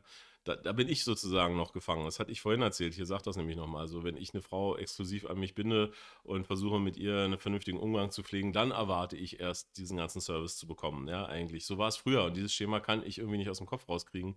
Das ist komplett 180 Grad andersrum. Interessant. Man, if you know that I've done this for 300 other women, you're not going to value, you're going to feel a certain way. I know that men and women are different, but you are going to feel a certain way about that because it makes it less special. Then I don't have as much to offer. What I Ja, das ist nämlich das, was du dem Mann bieten kannst. Deswegen ist ja auch immer der Spruch da, sei nicht der dumme Beter, wo sie den Seestern macht oder weiß ich nicht, sich sowieso schon komplett vorher durchnudeln lassen. Das entwertet das völlig. Da ist nichts mehr Spezielles dran sozusagen. Ja, es gibt häufig genug Berichte von Leuten, die dann solche Frauen heiraten und vorher in ihren wilden 20ern haben sie dann richtig losgelegt und du kriegst gar nichts eigentlich davon ab. Es ist nichts Spezielles mehr daran. Ja, es ist nicht mehr reserviert für dich. Das fand ich immer am schönsten, wenn Frauen gesagt haben, okay, so weit wie dir habe ich mich noch nie jemandem geöffnet und ich gebe dir dieses und jenes, ohne jetzt welche Praktiken zu nennen oder so. Und das hatte noch was Spezielles und das wie gesagt, heute ist Bunga wie Zähneputzen oder so. Und das merkst du. Ich spüre das. Ich weiß nicht, ich bin anscheinend zu sensibel an der Stelle. Das entwertet es für mich total. Das ist total langweilig, ja. Wenn eben noch ein bisschen Magie, da wird er gleich von der Magie reden, noch dahinter ist, genau dieser Verlust dieser Magie, den spüre ich auch. Also deswegen fand ich das so faszinierend hier. offer is not so special, it's pedestrian. There's 20 women on my street who've experienced what you just experienced. Anything that is commodified is devalued. Anything that is commodified is devalued. So yes, I think another issue is that women feel pressured into engaging in sex acts, which in the past used to be reserved for intimate partners. I mean, one night stands have been around since biblical times, I assume, but still, until very recently, women and men had maintained a kind of inventory. These acts I'm doing with strangers, and these acts I reserve for intimate. Da sagt das nochmal, genau das, was ich meine. Ne? Also, wenn ich sozusagen in die Frau investiere, emotional, wie auch immer, muss ja nicht finanziell sein und eben an sie binde, dann erwarte ich auch, dass sie mir gewisse Dinge reserviert, die sie nicht mit jedem dahergelaufenen Lumpi macht. Ganz einfach so. Das ist altes Konzept. Und ich habe es eben teilweise auch noch so erlebt und teilweise eben umgekehrt. I never kiss with strangers. I never lick strangers certain parts of anatomy. I mean, there are some things I never do with a stranger. And I do them only with intimate partners so that my intimate partner can feel special. And now this is gone. The specialness is gone, the mystery, I mean, it's so sad. Die Magie ist weg, ja, die Mysterie ist weg sozusagen. Es ist alles chronofiziert eigentlich nur noch. Ne? Das ist, wie gesagt, dafür musste ich erstmal, um an die Spitze der intimen Lust zu kommen, habe ich mit einer Frau Monate gebraucht, bis sie das Vertrauen hat, sich so zu öffnen und mir wirklich alles zu geben. Das ist normal eigentlich. Ne? Also wie gesagt, aber das ist ein extremer Unterschied zwischen den Generationen. Also ich glaube, alles, was jetzt noch so Ende 30 ist, hat noch das alte Schema drin. Ja, da ist es noch, habe ich es noch gemerkt, aber alles, was jünger wird, habe ich immer das andere gemerkt. Aber mein Erfahrungshorizont ist auch nicht so groß. Ich will mich auch gar nicht aufspielen. Ich bin hier nicht der Obercasanova, der so viele hatte, aber im Endeffekt kann man doch schon einen Trend merken, ja. It's especially sad for people my age, because I had witnessed and experienced it before, and now it's gone. Ja, genau das, was er beschreibt, habe ich halt auch erlebt. Ja, er kennt noch das alte Schema und es ist weg. Irgendwie ist die Magie weg. Das ist ja noch der Oberabturn an der ganzen Geschichte von der modernen Hookup-Culture, für mich persönlich. Warum ich mittlerweile auch Richtung MGTOW tendiere und wie gesagt, und nicht mal mehr das Geld raustun würde, mir das zu kaufen. Wozu? Also, weil da ist nichts hinter, da ist kein Gefühl hinter, da ist wie gesagt, eine Generation von Hosts sozusagen. Es ist traurig eigentlich. Wie gesagt, ich sage das nicht diskriminierend, im Gegenteil. Eigentlich ist es ja der feuchte Traum, wenn du eben aus dem anderen Spektrum kommst, wenn du Top 10% mal bist und narzisstisch, psychopathisch bist und Frauen wie Objekte behandelst, lustigerweise, was sie ja immer nicht wollen, objektifiziert werden. Ja, dann ist es Wonderland, aber so. Es ist einfach nur traurig. Also seinen Blick auf die Dinge kann ich total nachvollziehen. Now it's gone. you know? I'm old enough to have seen the cusp because, you know, when I was dating when I was 18, that's 1996. And I would say the dating scene has changed tremendously, like attitudes to men and women. As a man now, though I can have access to a woman's body and to her sexually, I won't get close to her mind because I am the enemy. And I am simply a cutout avatar of an evil man. It doesn't matter what I do. It doesn't matter what I say. It doesn't matter. There's zero trust. Ja, kein Vertrauen mehr, du bist der böse Mann. Klar, Männer, es ist ja das Perfide, ja, das wird immer noch gebungert, aber der Mann ist der Böse sozusagen, eigentlich, auch das habe ich mal erlebt, so, das spürst du auch total. Es wird total runterfunktionalisiert. Vielleicht spricht da natürlich auch meine Co-Abhängigkeit, die ich ja erfolgreich versuche zu bekämpfen und mein Idealismus und vielleicht auch mein Madonna-Dirnen-Komplex, dass ich dann doch die Frau zu sehr idealisiere, aber sie völlig zu reduzieren, das, was da läuft, das neue Schema ist, ja, wie gesagt, wie mit Dirnen halt, ne? Kannst du dir auch kaufen, ist dann dasselbe. Ja, das ist das Ergebnis der Hookup-Culture. It can take years to get any degree of trust now because it's just, like you said, it's ideological. And it's like Gad Saad comes up with that idea of these ideological infections that function like parasites. Ja, erwähnt Gad Saad, The Parasitic Mind, sehr, sehr gutes Buch. Wie nicht Menschen Ideen haben, sondern Ideen haben Menschen. Ja, das ist wie ein Virus sozusagen. Der Feminismus ist wie ein Virus, der die Leute infiziert. Könnte man auch über die Red Pill sagen, gar keine Frage. Lässt sich auch viele Ideologien anwenden. Ich denke aber, das ist eine Gegenbewegung und sehr empirisch und eben rational männlich eher.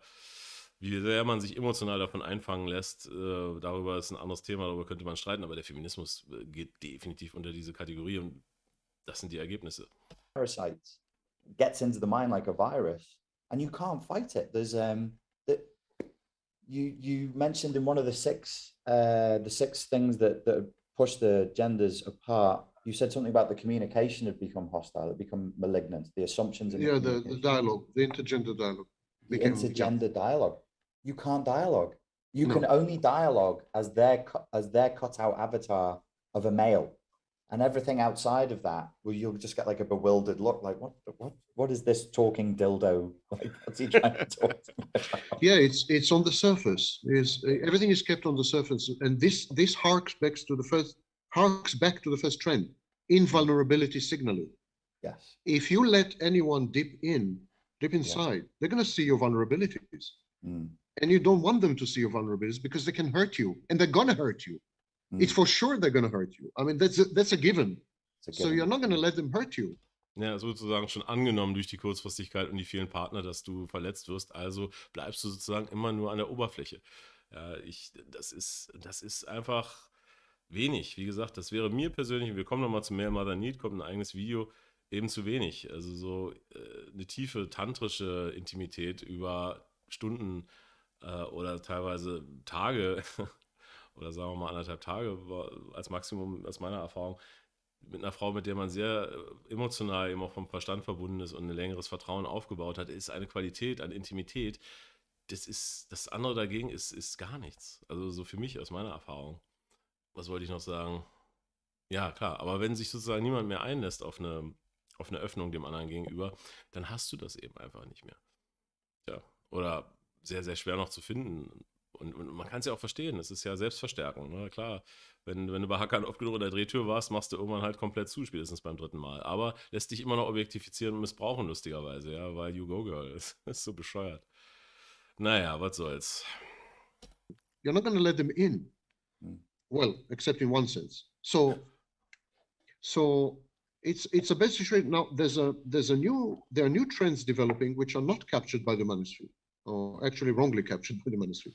For example. So, jetzt kommt Kritik an der Manosphäre. Das ist auch spannend. Deswegen fand ich es auch so gut, mal ein Outside View, was er sagt. Ich werde dazu auch Stellung nehmen. Starting a few years ago, majority of women had renounced men psychologically in the sense that they now are actually looking for what the manosphere call beta. Majority of women since 2018 and in studies and so on and so forth are actually selecting beta males to use the manosphere phraseology. Ja, spannend. Ne? Auf einmal eine Mehrheit der Frauen sucht nach Beta-Männchen. Wie kommt das denn jetzt? Using beta males. or selecting beta males, even for one-night stands, because women had adopted narcissistic and psychopathic male role models, and so now they want to feel superior. Jawohl, und das ist auch eine richtig spannende These. Das muss mir auch mal passiert sein, bestimmt. Dass Frauen sozusagen, jetzt werden sie zu Bad Boy Alpha Chat, ja, adaptieren dieses Konzept, ja, und gehen dann aber los und sind sozusagen selber der dominante Part, ja, und leben ihre freie, das ist sozusagen eure Chance, Jungs, ne, dass sie sozusagen losläuft und dann aus Mitleid, was mir auch mal passiert ist, oder aus Dafke oder so aus Zufall, ja, dann nehme ich auch mal den Beta-Mann mit sozusagen. Genauso wie Alpha Chat sozusagen auch mal die 3 nimmt oder die 2 in einer lauen Nacht quasi, macht sie dasselbe, adaptiert dieses Verhalten auch noch umgekehrt. Und das ist ein ganz, ganz spannender Aspekt, ja, finde ich sozusagen, den man auch mal als als Außenbetrachtung auch mal zulassen muss. Ne? Also gegen das Narrativ von, ja, nur Chat und so. Nee. Es ist, und sowas Ähnliches habe ich auch schon mal erlebt. Spannend. They want to feel in control. So we have studies, quite a few. I have a Genau, damit sie sozusagen den dominanten Partner voll übernimmt, damit sie in Kontrolle ist. Na, du kleiner Beta-Mann, komm, ich geb's dir mal richtig. Das ist mir zweimal durchaus passiert. Auch geboren aus einem eigenen Narzissmus, aus einer eigenen Tugendhaftigkeitssignalisierung. Ja, okay, weißt du, ja, komm, dich nehme ich mal mit sozusagen. Um ihr eigenes Helfersyndrom, ihr eigenes Ego zu befriedigen, wenn du dann kannst du auch als der nette Typ mal so eine abbekommen. Ist mir ganz oft passiert sogar, ehrlich gesagt, wenn ich jetzt zurückdenke, bestimmt 2, 3 Mal. Aber wenn ihre narzisstische Wunschfantasie erfüllt ist und du ihr langweilig wirst oder ja, dann reicht es halt so. Genug Beta jetzt. Das zieht sie halt nicht wirklich an, aber es gibt ja halt ein Gefühl von Überlegenheit, von Macht. Sehr, sehr interessante Beobachtung, psychologisch betrachtet. Bibliography on my various YouTube videos. We have recent studies that show that women actually, there's been a shift in preference for the first time in human history. There's been a shift of preference from alpha successful winners to beta losers. Women now are seeking beta losers to feel superior and good. Das ist der eine Aspekt. Andererseits suchen sie natürlich, und das unterschlägt er wieder, da hat er die Manosphäre nicht genau genug studiert, wenn sie natürlich an der Epiphanie-Phase sind, eben 28 bis 30, dann suchen sie natürlich auch den Beta, ist ja klar, so, weil danach haben sie sich ja ausgetobt, danach wollen sie ja nochmal die Sicherheit erleben und wollen halt einen treu doofen Typen haben, na klar, so, also das unterschlägt er hier dabei bei diesem Trend, das ist sicherlich immer noch da, das hat auch niemand behauptet, dass das nicht so wäre. Bloß Männer wachen immer mehr auf und lassen sich nicht zu dem Trottel machen, hoffentlich, wenn ihr zuhört. And so on. It's pretty shocking. And of course, the manosphere guys are denying this. But nee, da siegt er falsch. Wir bestreiten das gar nicht ab. Im Gegenteil, da hat er die Analyse nicht, die Analysetiefe nicht. they're not updated. They're simply not updated. No, they stick with their rigid ideology of hypergamy. Yeah. She's always going to choose an alpha over you. That's no longer. Ja, da haben sie beide nicht genug den Tomasi studiert und nicht genug verstanden, diesen Zeitgraph, wie sich die Bedürfnisse der Frau verändern auf der Zeitachse. That's no longer true, actually. I can see multiple examples of girls not doing that. Professional women who are self-sufficient economically and so on, they actually seek better males that they can kind of subjugate at home and kind of rule over. And ja, das spricht er auch an, ne? Dass sie dann zu Hause, sozusagen, dass er sozusagen die Frau ist, zu Hause vielleicht noch das Kind macht oder so und sozusagen die nicht intime Aufmerksamkeit bringt und ihr Tampon ist und dann darf er einmal im Monat ran vielleicht, wenn er nett war oder so. Und wenn aber das Gehalt der Frau, und dazu gibt es gute Studien bei Klaus, die werde ich jetzt nicht einfügen, die könnt ihr euch selber suchen, dass wenn das Gehalt des Mannes nicht wenigstens 40% höher ist oder gar niedriger ist als ihrs, dann steigt die Scheidungswahrscheinlichkeit gewaltig und die Ehezufriedenheit sinkt ins Bodenlose. Also sie leben dann den Traum, aber glaubt mir mal, diese Ehen werden nicht sonderlich zufrieden sein. Das mag passieren, das ist sozusagen auch so ein Instinkttrieb in meinen Augen, dass sie dann losgeht mit 30, ja, ich brauche jetzt nochmal den Safe Beta, nachdem ich mich ausgetobt habe und gehe in so eine schiefe Beziehung, aber die werden genauso scheitern und noch krachender scheitern und das unterschlägt er halt hier. Da fehlt beiden halt so ein bisschen der tiefere Einblick in die Red Pill, ist eigentlich schade. Yes, you know, and bully. Dildos, essentially. You know, so the women had adopted narcissistic and psychopathic male role models rather than good, healthy, constructive male role models. I don't know why they should seek male role models. Ja, sie haben sozusagen schlechte männliche Vorbilder übernommen und kulturelle Vorbilder, Zeitgeist, Prägungen vom Feminismus. anstatt gute Vorbilder. Und da würde ich gleich wieder die Vaterlosigkeit einstreuen. Amerika, 50% der Haushalte ohne Vater. Naja, was soll da rauskommen? Ja? Haushalte ohne Vater, kurz gesagt, bringt Jungen in den Knast und Frauen an die Stripstange. Also das hat er auch nicht durchleuchtet. Schade, das hätte ich gerne mal nochmal hier gesehen, dass sie diese Aspekte auch mal besprechen. At all, but they chose the wrong ones, definitely. Yeah. Yes. It's a very sad scene. What do you see? I was just going to ask you there, if there was a solution, what do you think the solution would look like? I think same-sex relationships are going to explode. Da sagt er auch was auch vorhersehbar ist, dass gleichgeschlechtliche Beziehungen durch die Decke gehen werden. Weil, wird er gleich noch sagen, greife ich mal vor, bevor ich eine maskulinisierte Frau nehme ich doch lieber das Original. Oder bevor ich einen verweichlichten Beta-Mann nehme ich mir doch gleich eine Frau. Weißt du, warum das Fake nehmen, wenn ich das Original haben kann? Und der Zugriff ist ja auch unheimlich schwierig, gerade von Männerseite. Wird viele geben, die auch das als Lösung nehmen. Also Poly ist ja bekannt, dass er, ich weiß nicht, ob er das noch sagt, das ist ja auch weitestgehend bekannt, dass sich dann viele Betas so einen Landwahl teilen oder so. Das gab es ja, glaube ich, bei Klaus auch ein sehr schockierendes Video. Oder eben das andere Modell, Hakan und seine Drehtür, sein Harem, ja, okay, das sind halt die Modelle, aber die übrig bleiben, unter Umständen werden auch viel, viel mehr homosexuell werden auf beiden Seiten. Because a solution that I would enjoy, Sam. I mean, why would you? Seine Lösung wäre es nicht, das ist klar. Why would you go for a poor imitation if you can have the original? Yeah. So I don't want a woman who's a crap version of a man. I may as well just get a real man. Yeah, go get a real man. I'm not kidding. Same with women, by the way. Same with women. I mean, why would you go for an effeminate, pseudo-feminine man? I mean, just go for a woman. So I think there will be I think there is going to be a lot more atomization. So there will be, and we are already seeing this. For example, the frequency of sex and dating among people younger than 35, and especially among people younger than 25, is much lower than among their parents' generation and their grandparents' generation. So no, people under the age of 25 date far less and have sex far fewer times than their parents. Da wird wieder auf die Gesamtheit geguckt. Ja klar, das stimmt. Die junge Generation hat wesentlich weniger Bunga. Aber ja, wer davon? Ja, die Top 10, 20%, die haben wesentlich mehr Bunga. Gar keine Frage, der männlichen Seite. Und Frauen, denke ich auch. Ja. Diese Zahlen werden massiv gedrückt durch die berühmten 80%, die in die Röhre gucken hier bei der ganzen Rechnung in Zukunft. Wie viel es auch immer sind, aber auf die wird es halt hinauslaufen, hatten wir ja schon häufig genug gesagt. And their grandparents. We are already seeing this. Dating, just to give you a number, to blow your mind. Dating had declined within 10 years by 60%. Ja, Dating ist um 60% zurückgegangen in den letzten 10 Jahren. Ja, gar keine Frage. Es gibt nur noch Hookup. Es gibt nur noch komm vorbei oder ich gehe MGTOW hier. Egal, ich tue mir den Zirkus nicht an. Dazwischen ist nicht mehr viel. Also Dating im klassischen Sinne ist, ja, glaube ich, nicht mehr so an der Tagesordnung. That's 6-0 within 10 years. By the way, hookups are on the decline even hookups. Sogar Hookups gehen auch sogar zurück. Okay, gut, ich muss mich dann korrigieren. Ja, die Leute haben gar keinen Bock mehr, wie es aussieht. A video on hookups where there's a survey of literature, which supports everything I'm saying here. But so we are seeing a situation where people withdraw from any contact with other people, even of the opposite sex, if they are heterosexual. Well, it makes sense because it's just painful. It's just a punitive experience. Dating I would now even say is just... Ja, da spricht er genau das an. Dating ist so eine schmerzhafte Erfahrung, ja, absolut.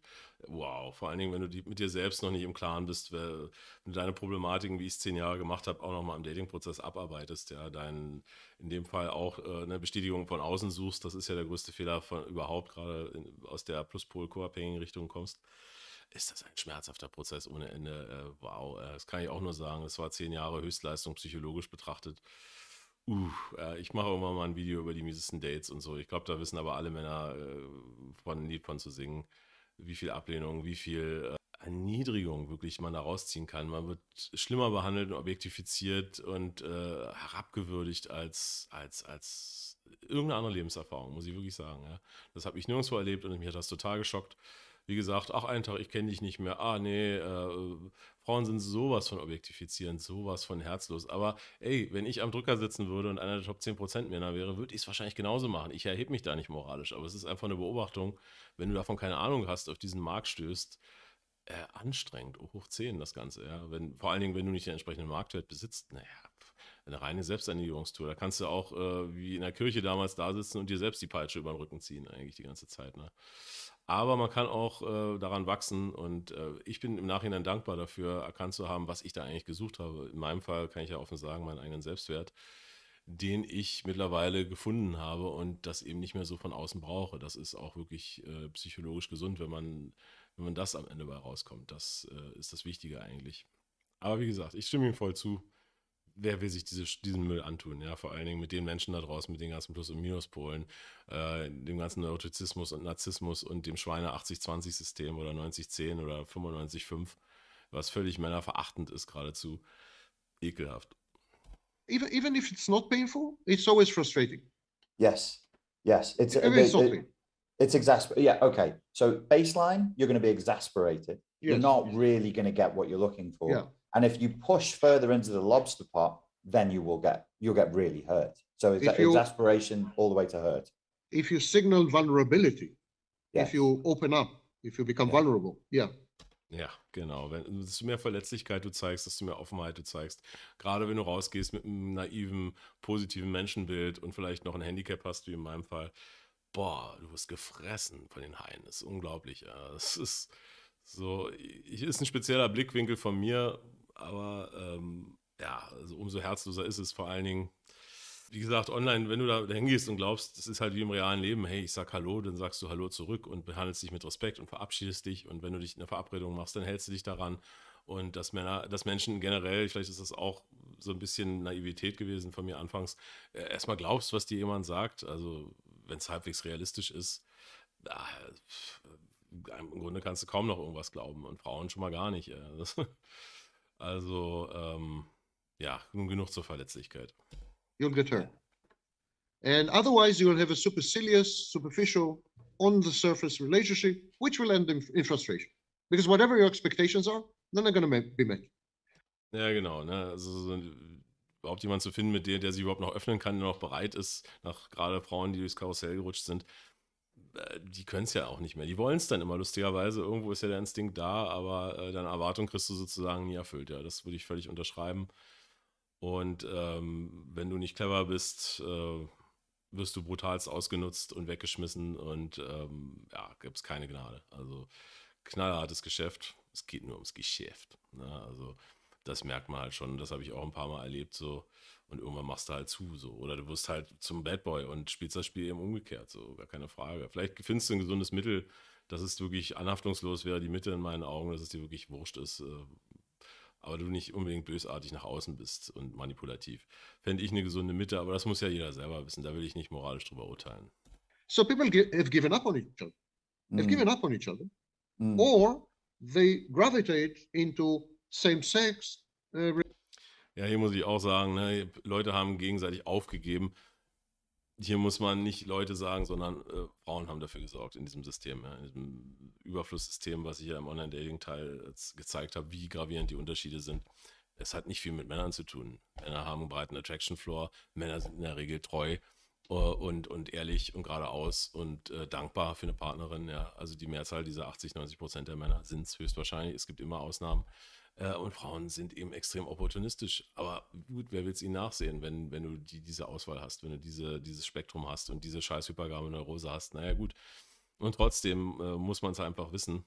Eigentlich, wie gesagt, Frauen haben das Ding getötet. Ganz klar, nicht Männer. Relationships or experimental sex relationships.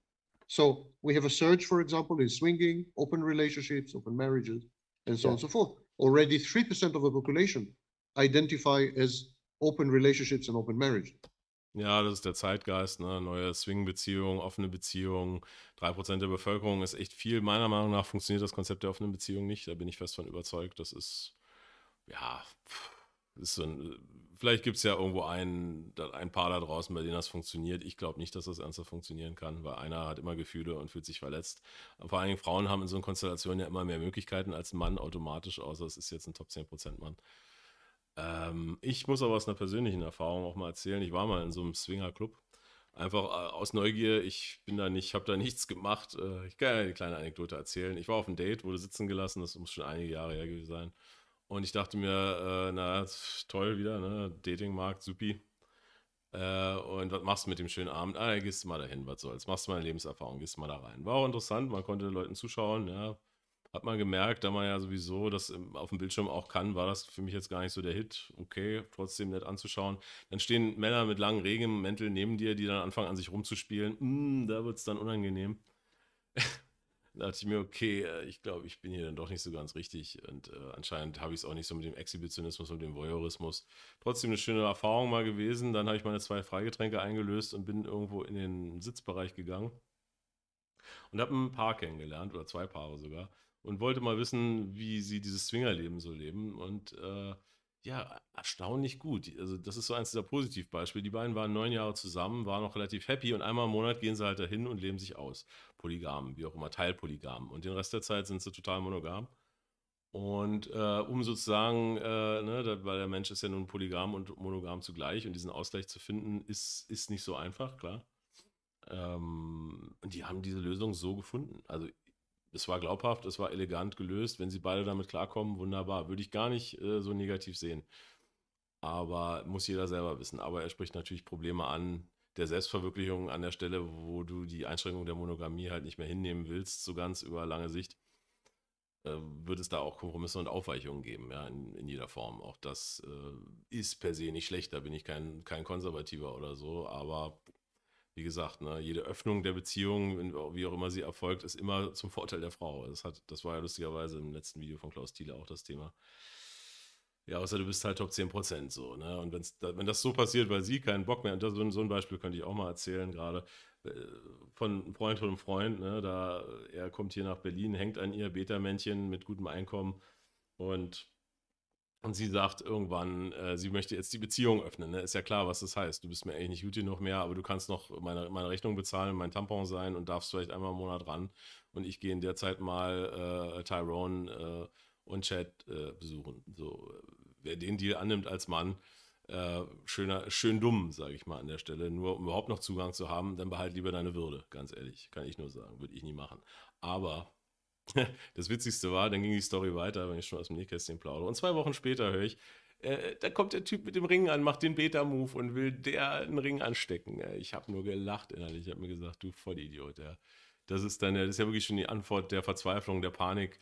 Na, natürlich auch der Liebe vielleicht, ist ja schön und gut. Ne? Der wird noch richtig auf die Schnauze fallen. Ich meinte zu dem Freund gleich, schick den mal zu mir, ich muss dir mal den Kopf waschen. So dumm kann doch keiner sein an der Stelle. Lustigerweise seine Freundin von dem Freund, der mir das erzählt hat, die ist mit der weggegangen und da auch so eine geile Dynamik und wollte mit denen, und sie wollte dann seine Freundin mit reinziehen, mit ihr in die Nacktsauna gehen und mit ihr Party machen, ne, hier Girls Night Out und so machen. Und er war angepisst und hat klare Grenzen gesetzt, hat er sehr gut gemacht und ihr gesagt, du, das läuft nicht so, wenn ich als meine Partnerin, Punkt, aus. War sie sehr, sehr, sehr sauer, aber hat sich halt gefügt. Ne, und das sind so diese Gefahr von solchen Frauen. Ne? Die hätte noch seine Freundin mitgezogen in ihre Spirale der Suche nach neuer Anregung und den Typen wird sie auch noch in den Abgrund ziehen. Aber gut, ich bin vom Thema abgeschweift. Ich fand es trotzdem eine interessante Anekdote. 3% sounds small number, but it's a gigantic leap from the 1950s. Enormous. So, and people are going to give up on each other. I think ultimately we will all be ensconced and cocooned in our small apartments or big apartments or whatever. And we're going to interact digitally and we're going to find sex substitutes. So men had already found sex substitute. The consumption of pornography is through the roof, 5 times higher than only 5 years ago. Ja, der Konsum von Porn ist 5-fach gestiegen in den letzten Jahren. Klar, er sagt auch, wir werden alle individualisieren, irgendwo in unserer Einzelwohnung hocken, eben ne, die Single-Kultur, die Individualisierung schreitet halt immer weiter fort, keiner möchte mehr verletzt werden. Alle haben auch, muss man auf der anderen Seite sagen, auch einen Aspekt riesigen Erwartungshorizont von diesen ganzen Online-Bildern quasi, ne, haben riesige Beauty-Standards. Auch Männer haben erhöhte Beauty-Standards, gar keine Frage. Frauen mit ihrer Hypergamie wahrscheinlich durch die Decke. Wie gesagt, 0,1% kann noch nicht mal gut genug sein. Ja, so ist halt auch schwierig. Aber ich glaube, dass Männer natürlich eher imstande sind, weil sie es nötiger haben, ihre Standards auch zu droppen. Also und eben da nicht so wählerisch sind. There's a book called The Billion Wicked Thoughts, which documents this phenomenon. So pornography by now is definitely the main substitute to 3D sex, as far as men are concerned. So men consider now pornography to be a full-fledged substitute to the. Ja, für Männer ist unlimitierter Zugang zu unlimitierter Intimität natürlich Porn der Vollersatz, muss ich sagen. Ich hatte auch mal so eine Phase, ich glaube, jeder Mann hat mal so eine Phase, wo er das mal durchexerziert und klar, ne, aber ich hatte zu den Risiken was gesagt und dein Gehirn ist am Ende Matsch irgendwo. Es ist nicht die Lösung und es ist bei weitem nicht so schön wie das echte, also mit einer guten Frau, die natürlich mit einer interessanten, tieferen Verbindung meiner Meinung nach, das war für mich das Höchste eigentlich der Gefühle. Also insofern sind Porn oder auch Dirnentum für mich eigentlich kein Ersatz für das, was ich eigentlich wirklich schön finde. Da bin ich mittlerweile an den Punkt angekommen, dass ich sage, dann lieber gar nichts. Interessiert mich einfach nicht mehr das Thema. Ja. Aber wenigstens habe ich ein paar dieser Erfahrungen gemacht und davon kann man ja auch zehren und gut ist. The real thing.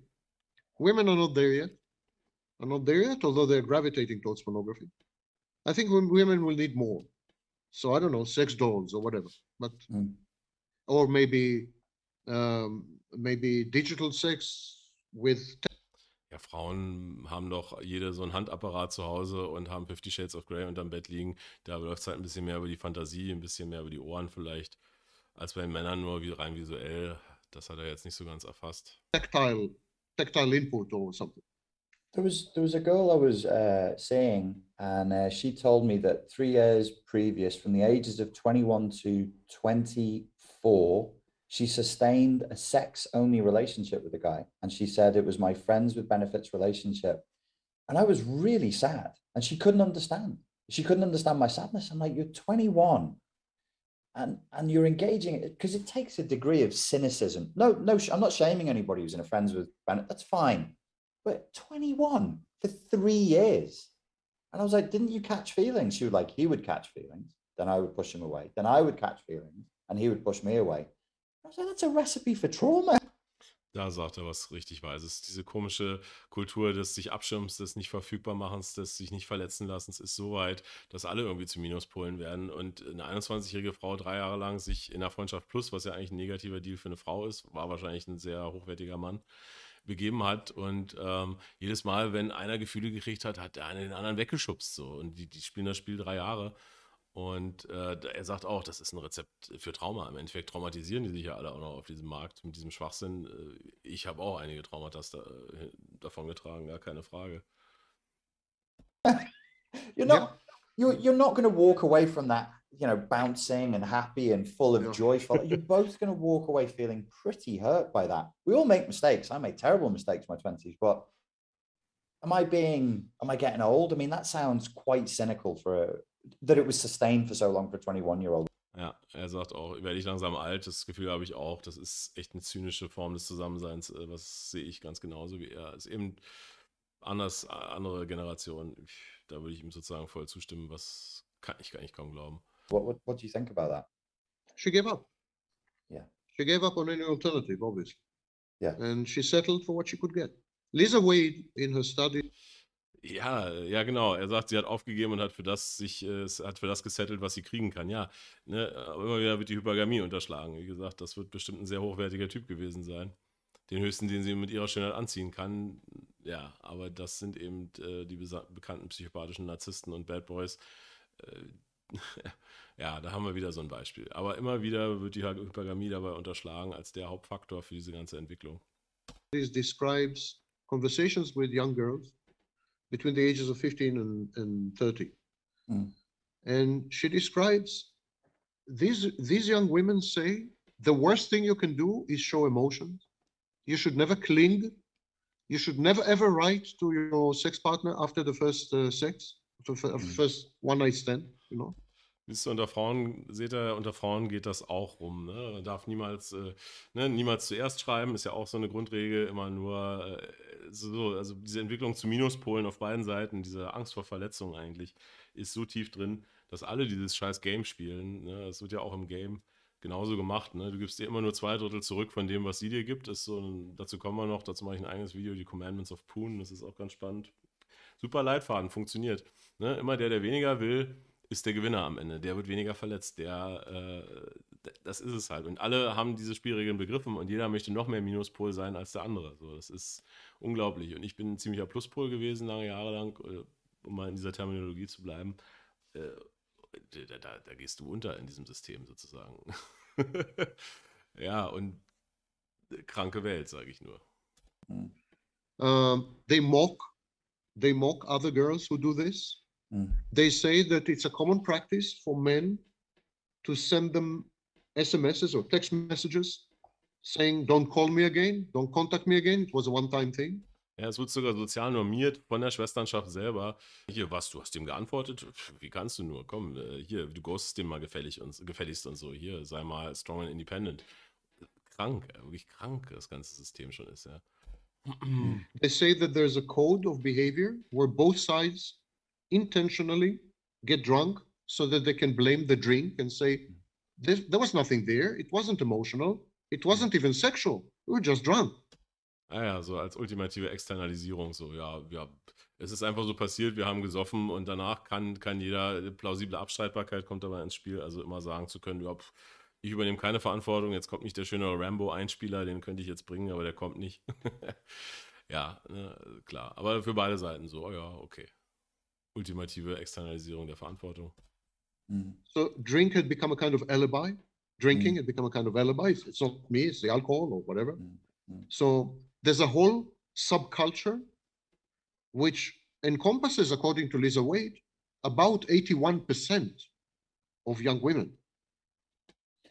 Das ist eine Subkultur, die mittlerweile 81% aller Frauen angeblich erfasst haben soll. Hochinteressant. Now, Lisa Wade is the preeminent scholar in the field. So she thinks about 4/5 of young women adhere to this code. 4/5, also unglaublich. Diese Lisa Wade ist bestimmt spannend, von der muss ich mir mal was anschauen. Das habe ich zu dem Zeitpunkt noch nicht. Aber eine Frau, die diese Sachen erforscht, ist ja immer hochspannend. Also soweit, das hat die Hookup-Culture also gemacht. Which is a code of rejection, Yeah. a code of alienation, a code of cold detachment, a code of cynicism, and a code of what I call signaling invulnerability. Ja, eigentlich, wie ich sagte, zum Minuspol werden, wenn wir mal die Terminologie benutzen. Ne? Zynischer Kodex, die eigene Verletzlichkeit nicht zuzulassen. Also Vermeiderinnen sind auf dem Markt ja auch ganz, ganz viel unterwegs. Davon hatte ich auch zu viele. Ja, wenn du an sowas gerätst, das ist, das würde ich mir nie wieder antun. Das habe ich mir bis vor kurzem noch angetan, muss ich sagen. Hat ja manchmal unterschiedliche Gründe, aber das, und was machst du? Du adaptierst als Mann, ja? Sei mehr Alpha, sei noch das größere A. Ganz einfach. Das ist die einzige Möglichkeit, auf diesen Markt auch zu reagieren, ja? Also, aber deswegen sage ich ja Schweinesystem, Schweinemarkt, tut mir leid, Fleischmarkt. So, das ist eigentlich der tiefere Grund, wenn man sich sowas anguckt, ist eigentlich der tiefere Grund, warum ich mich sehr, sehr dagegen ausspreche, ja? Wie gesagt, Social Circle, okay, alles gut, wenn man mal eine Frau kennenlernt, die noch halbwegs normal ist und nicht zu viel getindert hat in ihrem Leben. Soll es die noch geben? Ja, okay. Qualitätsfrau in Anführungszeichen, bitte, ja, würde ich auch mich mal vielleicht auf was einlassen, aber das ganze Schweinesystem hier zu stützen, was solche psychologischen Krüppel hervorbringt im Endeffekt, meine Fresse, nee, da bin ich raus. I'm not interested in you. I have no emotion towards you. I'm not even sexually attracted to you. I was bloody drunk. You know? Don't ever call me. Don't dare to write to me. You clingy, needy, codependent, disgusting amoeba. Du anhängliche, bedürftige, co-abhängige, ekelhafte Amöbe, ja, die war ich häufiger mal die Amöbe. Als ich das Spiel noch nicht begriffen habe und mich selbst noch nicht begriffen habe, ne? Also Zum Thema Co-Abhängigkeit werde ich auch nochmal ein einzelnes Video machen oder ich mache es im Mehr Mother Need Video, weil das auch ein ganz wichtiger Punkt ist. Ne? Da muss man sich natürlich von frei machen. Da sind die berühmten Eigenanteile, wenn man eben zu co-abhängig ist, seine Wertbestätigung im Außen sucht, zu nett ist, zu offen ist, zu vertrauenswürdig ist, zu, ja, eben Muttis Liebe sucht oder so, die Liebe, die man sich selbst nicht geben kann, gar, dann ist man sowieso auf diesem Markt ganz, ganz falsch. Also, aber man kann ja was bei lernen. You know? And this is the intergender dialogue among the young. It's not 8%, it's 81%. What you're describing actually clears up some of my bewilderment over the last few years, because I think I've dipped in and out of that culture, but without consent. I didn't know. So I'd have these bewildering experiences and all the coordinates were off. And in all three cases, when I followed up and was like trying to take them out during the day and get to know them, they were completely confused. Ja, geil, von den dreien, die er gedatet hat, ja, die er vorhin erwähnt hat, wollte er mit denen am Tag ein normales Date haben und die waren total verwirrt. Wie, was willst du? Was willst du? Wie? Verstehe ich nicht. And repulsed at first. Like I was like, don't. It's creepy. Sex, It's don't you want to creepy. get to know me? Ja, es ist creepy auf jeden Fall. Wie, was bist du denn für ein Creep? Du willst mit mir essen gehen? Was bist du denn für einer? So weit ist es schon. It's creepy. You want to date them after a one-night stand? What's wrong with you? You are sicker than I thought. You need cold therapy. Yeah, in Zurich. Come to Switzerland. That's where the solution will be, in Switzerland. The final solution. What do you mean the solution? The final solution. Die Endlösung. Uiuiui. Naja, das darf ich hier wohl nicht so sehr sagen. Aber komische Art von Humor. But now that you've said it's kind of like it's almost like a subculture. That explains how I felt. I was like, I've dipped into it because it felt like a cult, or I just didn't know the rules. So I was like dipping in. I do what I've been doing since 1995 or whatever. And then I'd be looked at like, what the bloody hell's wrong with this guy? What's wrong with you trying to share things with me and get to know me? Was ist falsch mit dir? Du willst was mit mir teilen, du willst mich kennenlernen. Was bist du denn für ein komischer Typ? Krass, ja, das ist so krank. It's really strange. Another phenomenon is self-pornography. So growing numbers of mainly women, but also men, generate pornography and just give it out. So they have live cams, not for money, exhibitionistic. Die gibt es also auch, die OnlyFans-Girls, die das umsonst machen. Ja, davon hatte ich, glaube ich, mal eine oder so. Keine Ahnung, aber Bilder werden ja gern verschickt. Klar, ist auch ein Trend. So they have live cams, and they generate self-pornography and put it out. We're talking millions. And so this is one phenomenon. And self-pornography is a substitute for a connection. It's a temporary kind of thing. You know, I've had a connection for a few minutes. There is an self-objectification going on a mass scale. Ja, die Verbindungen suchen ja auch die Männer, die auf OnlyFans sind oder so. Die ganzen armen, sag ich mal, Betas, Sims 1 bis 3 auf der Skala, die gar nicht mehr kriegen. Ja, die hocken auf OnlyFans und bezahlen noch die Mädels quasi, damit sie überhaupt irgendeine Form von Interaktion haben, weil Intimität hat was mit Interaktion zu tun hat, was ist eben mehr als nur der Akt. So, lässt sich eben nicht komplett entkoppeln. Und hier spricht er wieder die Selbstobjektifizierung an der Frau auf einer massiven Skala eben durch die Decke. Aber dann Männer anmachen, dass sie Frauen objektifizieren. Der völlige Doppelstandard schlechthin. Kann ich ja nur lachen. Thank you for saying that, because I don't think the feminists know that. They say, well, men keep objectifying women. I'm like, see what women are doing to women. And it's not even other women doing it. They do it to themselves. Themselves, yeah. Aggressively. And very early on in the relationship, I'm being sent nudes. Yeah. And I'm like, nobody asked you for this. Ja, früh in der Beziehung, die habe ich auch so zugeschickt bekommen, einfach nur, wo man sich noch gar nicht gesehen hat. Er ist ja noch vom ganz anderen Stern, aber gut. Yes. Yeah. And they're asking for me to reciprocate. And I'm like, there's absolutely no way. Er schickt keine Gurkenbilder hier. Ich nicht, ich bin oldschool. Naja. I'm sending you a picture of him. Sexting and camming. For example, masturbating with a stranger you've just met. Yeah. Das habe ich auch schon gemacht. Ja, gut. Kann ja auch nett sein. Women masturbating with strangers they've just met is absolutely common. Absolutely common. I wouldn't say it's an outlier. I think it's standard behavior. Sexting is definitely common. like sending texts or photos. But camming is becoming more and more prevalent. So today, a woman who refuses to masturbate to you on camera, you know, she needs help. Die braucht Hilfe, was? Die macht keine Masturbationscam an, die braucht doch Hilfe. Das geht doch nicht. Da muss nochmal das feministische Lehrbuch über den Kopf geschlagen werden. Something's wrong with her.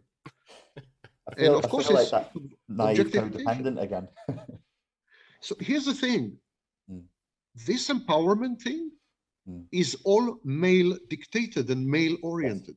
100%. Ja, dieses Empowerment ist eigentlich eine Diktatur, und zwar der Top 10% Männer. Das sagen wir in der Red Pill auch. Das ist der eigentliche Witz. Sie übernehmen die Verhaltensmuster, biedern sich denen an. Im Endeffekt ist es Empowerment der Top 10% der Männer, also Hypergamie. 100%. It's ironical. It's crazy. It's mind-blowing. Mm. It's a male's wonderland.